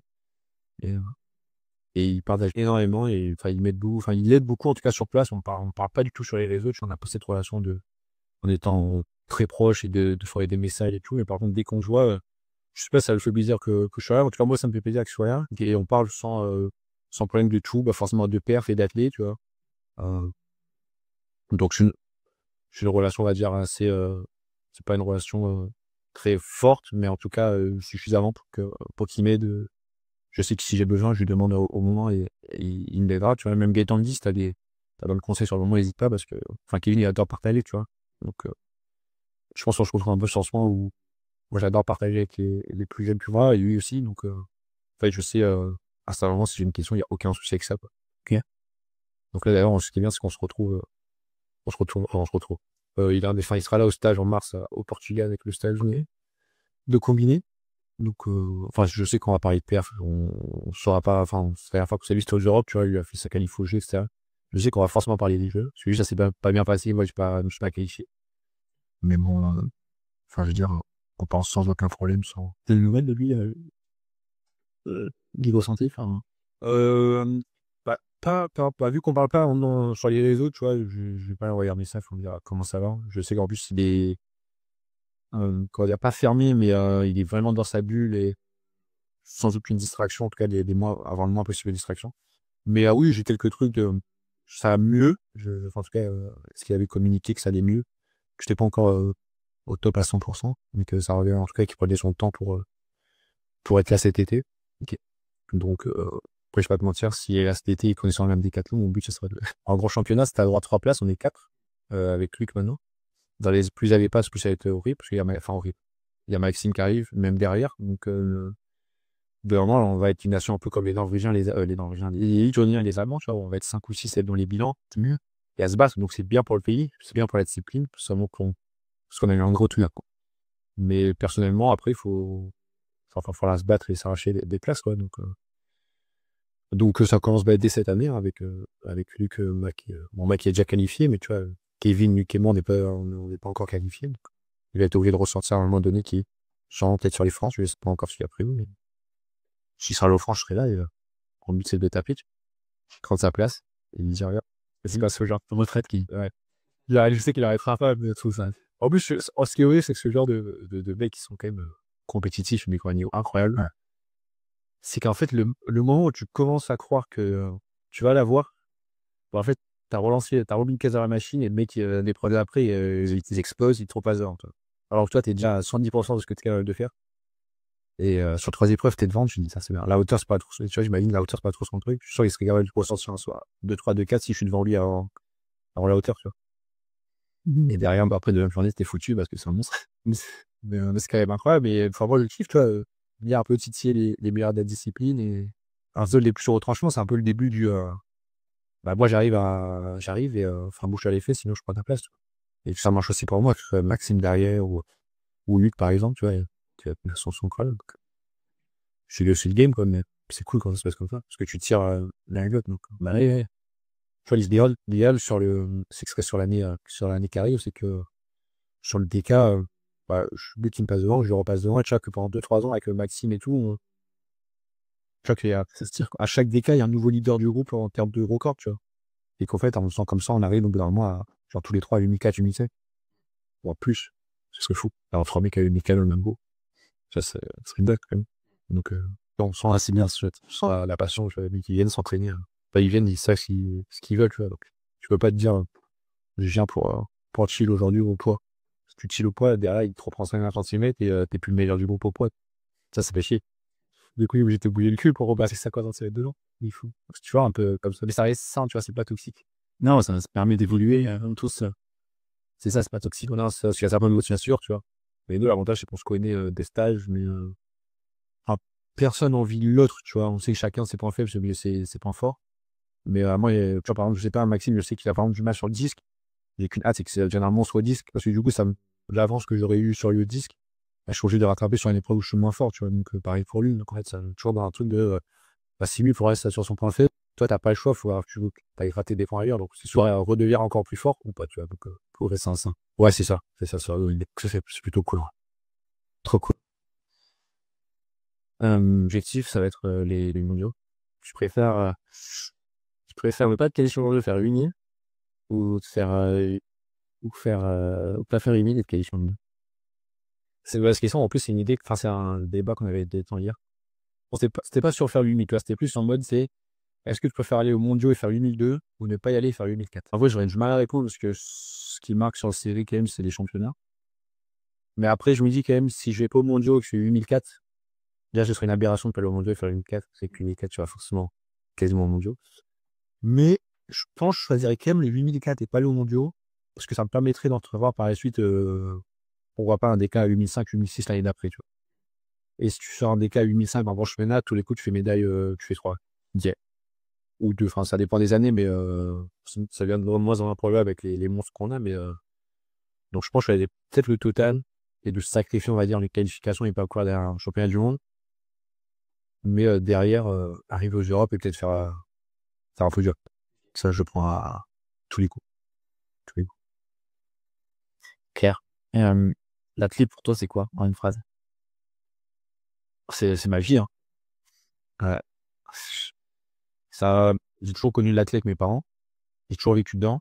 J'y suis et je pense que j'y serai encore pendant un moment. Parce que j'ai le syndrome du mec qui kiffe l'athlète et qui veut entraîner. Donc c'est horrible. Ah ouais, toi qui aimes partager tes athlètes, enfin, Ouais, en fait, je veux l'entraîner, putain. J'aimerais entraîner. Bon, après, pour l'instant, j'aimerais entraîner la perf, tu vois. Pour l'instant, je suis un truc de formation avec des petits parce que moi, ce qui m'intéresse, c'est vraiment les championnats, la perf en elle-même. Donc, je m'aimerais bien entraîner un groupe de jeunes, tu vois, sur des objectifs de championnat de France, par exemple, un peu comme Momo il fait, tu vois. Ça m'intéresserait énormément d'avoir des jeunes de tout niveau, mais tu sais que les mecs, ils sont investis à 100%. Ça, c'est pas évident, c'est d'avoir un groupe où tous les mecs sont investis. Mecs ou filles, hein, je parle en général, mais du coup, ouais, transmettre un peu ça et de faire un peu voir un peu l'athlète sous l'angle, du coup, l'œil du coach, ils n'ont pas ouais, ça aide aussi à progresser en tant qu'athlète de coacher. Ouais. Avec alors des défauts que tu peux faire et tu le vois vraiment de façon extérieure, t'arrives pas à l'analyser différemment. Ouais, non, ça, je suis d'accord. Ça joue pas mal. Ok. Tu fais une formation du coup de diététique. Ouais. Tu t'envisages de faire quoi après Et en vrai, je vais faire, donc là, je vais valider mon diplôme, mais moi, un métier que je kifferais faire, c'est m'engager au sein de la police. Ok. Parce que j'ai toujours voulu faire un métier où j'étais passé dans un bureau, tu vois. Toujours avoir besoin de bouger, faire du sport sans faire du sport, mais être en activité, quoi. Et je sais pas, en fait, moi, je déteste l'injustice, peu importe de quoi. Genre, même si c'est pour jouer une partie de Uno, je vois que tu triches. Et ça me tend, tu vois. Je me contrôle, mais ça me tend, tu vois. C'est beau. Mais du coup, ouais, je kifferais faire plus tard si j'avais l'occasion intégrer genre la police nationale, par exemple. Et voilà, quoi, faire ça. Mais les athlétiques, je l'ai fait parce que je sais que ça m'aide pour la lutte sportive. Parce que j'ai appris des choses hyper intéressantes. Après, est-ce que je me verrais faire ça plus tard? Oui, parce que je bosse pour ça, tu vois. Mais si j'en ai l'occasion, je pense que je réfléchirais pas 2 fois et de m'engager dans la police, quoi. Ok. Donc ouais, Ok. c'est un peu le projet. Je saurais faire un peu comme Mac, comme Kenson Mietti. Ah oui, ouais, ce serait l'idéal, tu vois, parce que Mac, en plus, il est policier réserviste, mais il a fait un parcours hyper aménagé. Tu as 2 semaines de stage, de formation à l'école de police, alors que normalement, c'est 2-3 mois, je crois. Donc, tu vois, tu as 2 semaines. À la fin, quand tu n'as plus d'atelier, en fait, tu as un métier, donc tu intègres déjà avec une brigade, donc ça, ce serait vraiment l'idéal. Après, c'est hyper demandé parce que forcément, c'est pas mal d'avantages. Tu gagnes énormément de temps aussi parce que en 2 semaines, tu coupes 2 semaines, je t'entraîne. En plus, je crois que ça se fait à l'INSEE, donc tu t'entraînes 2 semaines sur ton coach. Tu reviens, t'as un taf, quoi. Je suis pas sûr que tu peux aller plus vite en termes de formation et avoir un job idéal. Donc, ouais, ce serait l'idéal. Après, tous les ans, je m'inscris sur le dispositif. C'est pour ça que je suis pas en attente non plus de rien faire. Donc, j'essaie de faire des trucs un peu à côté, même si les études, c'est pas ça. Mais c'est vrai que si cette occasion se présente, Tout ça, truc qui fait. ouais, je saute dessus, là. Ok. Cool. Est-ce que t'en as parlé un petit peu tout à l'heure, mais un message à transmettre aux jeunes par par ta réalisation à travers l'athlète? Est-ce que tu as envie de laisser un héritage derrière toi Ouais, je pense, moi, souvent, ce que j'ai aux jeunes, tu me demandes, comment t'as fait pour réussir, tu vois, parce que, c'est ce qui intéresse les jeunes, mais ce qui est normal, c'est ce qui m'intéresse aussi. Moi, souvent, je leur dis, c'est savoir bien s'entourer, donc être dans un environnement où vous vous sentez bien, tu vois. Mais surtout, c'est de faire ce qui vous plaît. C'est ce que mes parents m'ont toujours dit. C'est-à-dire que, si un entraîneur voit que t'es bon, c'est pas sur un 4H, mais que toi, ce qui te fait vraiment kiffer, c'est de faire du champ en longueur. J'ai envie de lui dire, tu tapes le terrain, mais si vraiment la longueur, ça t'attire et que tu sens que tu peux faire un truc, fonce. La base, le sport, c'est fait pour se faire plaisir, tu vois. si le petit il veut faire la longueur et que tu renvoies sur des speed 4, c'est normal qu'il ait pas envie de revenir, qu'il soit pas investi, tu vois. Donc moi, si je leur dis, j'ai fait quelque chose qui vous fasse plaisir. Et quand vous l'avez trouvé ce truc, enfin, investissez-vous genre à 100%. Et vous pourrez être que fier de ce que vous faites derrière, même si tout le monde a des rêves de Jeux Olympiques. Enfin, même, j'ai des potes, ils ont arrêté l'athlé, mais ils avaient un âge d'aller aux Jeux. Et du coup, je me dis, moi, j'ai cette chance de pouvoir peut-être toucher un jour le doigt de ce championnat-là. Et du coup, je sais que depuis tout petit, je me suis investi à 100% dans ce que je faisais. Et même si j'y arrive pas, j'aurais pas de regret, en tout cas, sur cet aspect-là, tu vois, d'investir et de dire, bah, si j'avais su, j'aurais peut-être dû investir plus cette année, j'aurais été monstrueux. Là, je sais que je suis à 100% d'investissement. Et on voit où ça mène. Donc, c'est un peu ça, plaisir, investissement, c'est tout. Donc, quand tu investis, tu travailles, donc genre, il n'y a pas de... Ouais. T'as cette chance d'être accompagné. Ouais. Bien accompagné. Là, non, je trouvais un bon entourage. Donc, en fait, ça m'a forcément mis sur les bons rails, tu vois. Donc, vraiment, c'est plutôt ça que je leur disais, ok, aux jeunes. Trop cool. Est-ce que tu as un point de vue sur le sport en France et l'athlète plus particulièrement post-jeu, il y a une restriction budgétaire. Ouais, j'ai vu. C'est pas le pays le plus fort pour le sport. Enfin, pour le sport. En tout cas, pour concilier sport et... Ouais, il y a des choses dessus. Ouais. T'en penses quoi de ça? Bah, je trouve que c'est de plus en plus compliqué, ouais, d'avoir de laisser entrevoir aux jeunes que c'est possible d'avoir un avenir sportif, mais aussi d'assurer sa deuxième vie, on va dire, d'après son second niveau. Donc, c'est toujours très compliqué, tu vois. Souvent, ceux qui réussissent, ils ont souvent fait un choix de mettre le sport en priorité, comme moi je le fais, tu vois. J'ai une formation, mais je sais que tu es dans le la formation à 30% et 70% sur l'athlète parce que je me dis, si tu le vis pas maintenant, tu le vivras pas dans 10 ans, quoi. Donc, autant investir à fond. Mais c'est sûr que ce qui est fou, c'est qu'on a payé des résultats sur différents sports incroyables. Bon, je mets un peu l'athlète au jeu, est-ce que c'était pas nul ce qu'on a fait. Mais tu vois, sur tous les autres sports, on est monstrueux sur les sports co, et pourtant, on a des installations et des aménagements qui sont pas si terribles que ça. Donc, ouais, je me dis, c'est fou de se dire qu'ils n'arrivent pas à voir que aux États-Unis, les mecs, ils fonctionnent d'une certaine manière, mais ils ont de la perche tout le temps. Je parle pour l'athlète, en athlète, ça marche énormément pour les Américains, un peu sûr. On va toujours me dire, les Américains sont beaucoup plus nombreux, donc ça fait un peu effet de... Ouais. Sauf qu'en fait, au bout d'un moment, quand tu regardes même le 200e américain sur 100 mètres, je suis pas sûr qu'il soit à 10-40 comme chez nous, tu vois. Donc, non, c'est sûr, il faudrait trouver un moyen de libérer du temps pour les jeunes qui voudraient vraiment s'investir à fond dans le sport, et leur proposer des solutions, parce que c'est pas simple. Quand tu t'engages dans ses doigts, tu sais que ça va être compliqué, quoi. Si t'es pas bien aidé, bien entouré, il y en a beaucoup qui lâchent et qui sont obligés d'aller bosser à côté, sinon le loyer, ils se payeront pas tout seul. Et même, moi, j'ai la chance chez mes parents, ils peuvent m'aider, tu vois, sur ça. Si jamais j'ai un sponsor qui me lâche, ils pourront compenser, mais là, énormément qui peuvent pas, du coup, ils ont pas le choix d'arrêter. Alors que ça se trouve, la France, elle va pas nous péter, tu vois. Mais il y a beaucoup, rien. Puis il y a encore le dilemme de quand tu poses la question à tes profs, etc., au lycée, en mode, voilà, je suis du sport de haut niveau, mais j'aimerais faire ça, mais ils te disent, en fait, tu peux pas faire les deux, quoi. Après, tu choisis. Ouais, c'est vraiment toujours dit, hein. C'est un pari à prendre. Ouais. Là, c'est toujours dit, mais je me suis toujours dit, je leur ai toujours répété que si, j'ai envie de faire ça et que je le ferai, tu vois. C'est ton esprit rebelle. C'est vrai, qu'ils soient d'accord ou pas, je leur dis, quand je vais au championnat du monde, ils vont envoyer un message en mode, j'étais au championnat du monde, fais ça. Et j'ai des profs qui m'envoient quand je les croise, je reviens à Réunion, ils me disent, je me rappelle quand on était en classe et tout, tu voulais déjà faire ça. Je leur rappelle aussi que, bah oui, il dit que c'était pas possible, tu vois. Et du coup, les profs, ils disent, et du coup, après, c'est une vraie anecdote, tu vois, et j'ai une prof qui a eu un jeune qui est bon, tu vois, en ce moment. Et elle me dit, pas en athlète dans un sport, elle me dit, bah, du coup, quand il m'a dit ça, j'ai changé mon discours. Je dis, bah, écoute, ça peut être compliqué, mais si t'as envie, vas-y, tu vois. Et après, ça m'a fait plaisir parce que je me suis dit, Dans la mauvaise, quoi. ouais, il y en a certains qui auraient dit, qui auraient pas changé. Ils m'ont dit, bah, c'est pas possible. Enfin, c'était un cas exceptionnel, et puis, pour lui, ça marchait, mais toi, ça marchera pas, tu vois. Alors que non, c'est possible, faut juste, Il croit, reste des moyens. ouais, c'est ça. Donc, surtout que c'est sûr que le gosse, le mec, il a 14 ans, tu lui dis, c'est pas possible. T'es en train de le tuer avant qu'il commence à aller fort, tu vois. En plus, quand t'es jeune, t'as du mal vraiment à... Certains n'ont pas vraiment confiance en eux, tu vois. Si déjà tu leur dis, bah non, je dis, bah ouais, mais ça se trouve, le gosse, il rentre à un million, ça se trouve, ses parents, ils disent déjà, ben non, tu vois.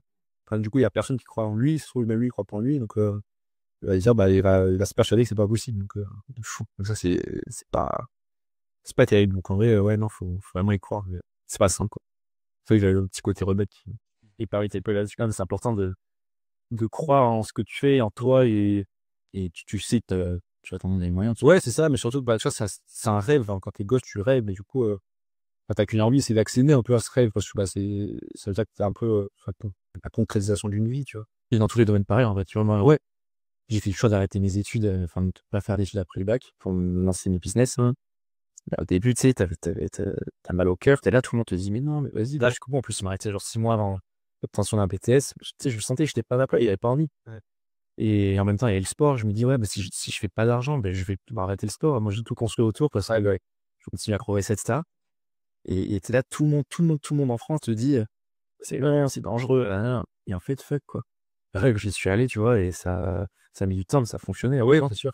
Mais c'est ça, quand tu t'en donnes les moyens, ben, Après, je lâche pas. Je peux comprendre que ça fasse peur, mais parce qu'en fait, les gens, ils ont peur parce qu'eux, ils se mettent dans cette situation, mais enfin, c'est pas leur objectif de vie, tu vois. Quand c'est ton objectif de vie, tu te laisses même pas le droit, enfin, on va dire, le droit d'échouer, en France. l'erreur, ouais.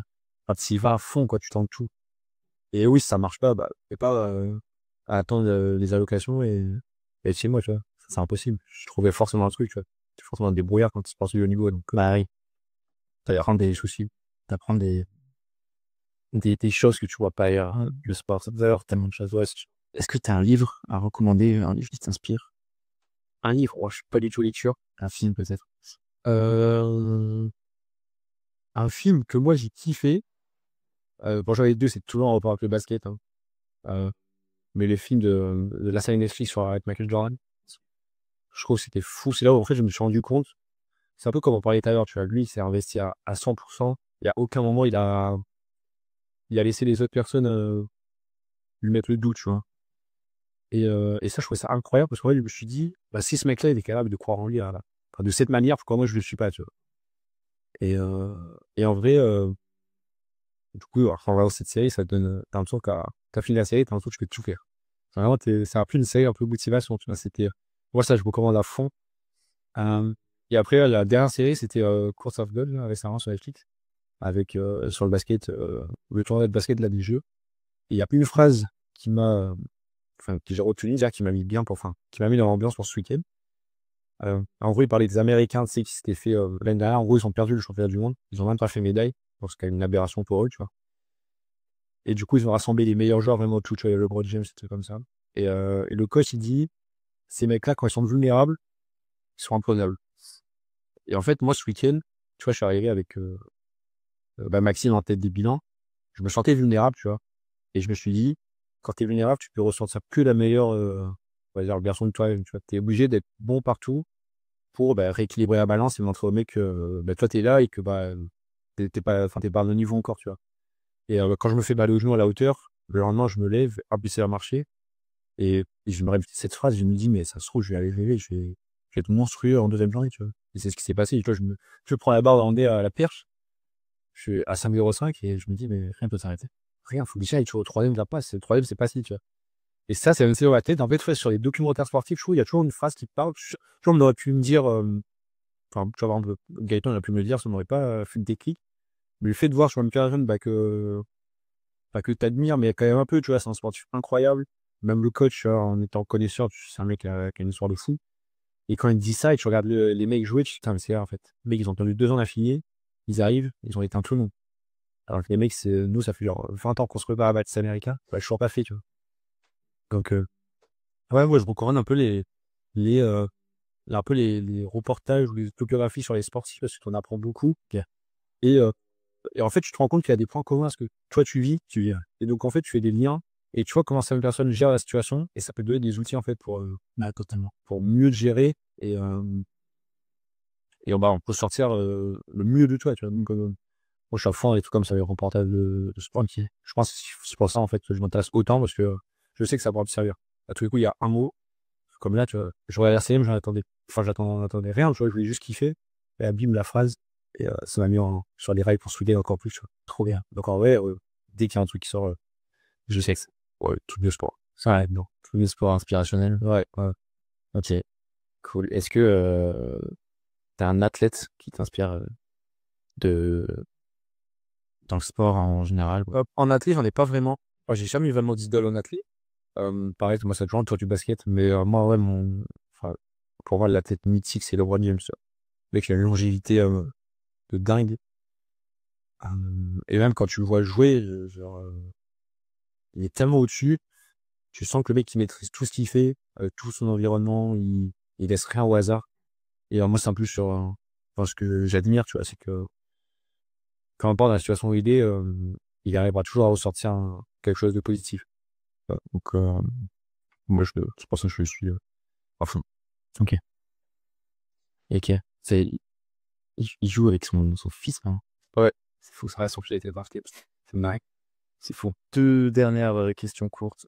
Qu'est-ce que tu aimerais entendre sur ce podcast comme prochain invité? Est-ce que tu as, je sais pas, une épreuve que tu as envie d'apprendre, de connaître, ou un autre décathlonien ou autre? Je réfléchis. Dans la région? Non, pas forcément. Non, moi, j'aimerais bien quand même entendre. Bon, je pose la question, mais ça arrive à la région. Un mec comme Gabriel Tuel. Là, c'est vrai. C'est parfait. Parce que je trouve quand même qu'il a eu un. Alors, vraiment, il se battait un peu avec Benjamin Robert pour le top 1 français. C'était même limite Robert en tête sur certains championnats des chronos. Et c'est vrai qu'à dernière, il a eu une progression. Et après, ça va être un truc de fou de savoir ce qu'il a changé ou pas, tu vois. Parce que quand même, il était monstrueux. Enfin, de chrono, même il gagne les Europes, c'est fou, quoi. Donc, ouais, je kifferais de savoir un peu ce qu'il a mis en place pour avoir été encore plus performant aussi avec un niveau de malade, quoi. Donc, Ok, ouais, voilà. Gabriel, ça marche. Où est-ce qu'on peut te suivre, Théo, sur les réseaux? T'es actif sur quelle plateforme? Ouais, sur Insta, beaucoup. Donc, Théo Bastien. Sans H, les Théo. Parce que beaucoup sont. Mais non, principalement sur Insta. C'est là où je mets toutes mes récaps de compète, les stories d'entraînement, les petits cartons d'Adidas qui arrivent. Donc, J'ai vu ça. c'est un collection assez cool. Hein. Ça avait plu la village. J'ai des cartons de partout dans le salon. Il y a plus de place dans l'appart. En plus, Maxime, ils avaient reçu aussi. Donc, on a des trucs comme ça. Là, faut que j'aille jeter les cartons. Le livreur, il doit rien comprendre. Ouais, tous les jours, il vient, je suis déjà mis last week, enfin, hier. Non, mais j'en ai un deuxième. Mais ça pas. Pour les 6 qui arrivent, c'est pas mal. Si tu veux sur Adidas, ça c'est cool. Trop cool. Ok, bah, Théo, on arrive à la fin. Je te remercie d'avoir accepté cette invitation, d'avoir partagé ton expérience d'athlète, et je te souhaite le meilleur pour le championnat d'Europe qui arrive. C'est gentil. C'est parti de la peur. Ah là, il faut. Cool. Ouais, merci. Merci d'avoir écouté cette émission jusqu'au bout. Théo, après l'enregistrement de ce podcast, il a pu participer au championnat d'Europe à Apeldoorn, sur lequel il n'a malheureusement pas pu finir, puisqu'il s'est arrêté en seconde journée sur le 60 mètres haies. Si vous avez aimé cet échange avec Théo, n'hésitez pas à laisser un pouce bleu, laisser un like sur les autres plateformes, partagez cet épisode à ceux qui sont susceptibles de l'écouter. Et puis, si vous avez des questions, n'hésitez pas à mettre un commentaire. Je répondrai avec grand plaisir. Et si vous souhaitez soutenir ce podcast, je vous invite à laisser un avis 5 étoiles sur Apple Podcast et Spotify. Ça aidera l'algorithme à nous mettre en avant. Je vous dis à bientôt. On se retrouve dans quelques semaines pour un prochain épisode. Ciao.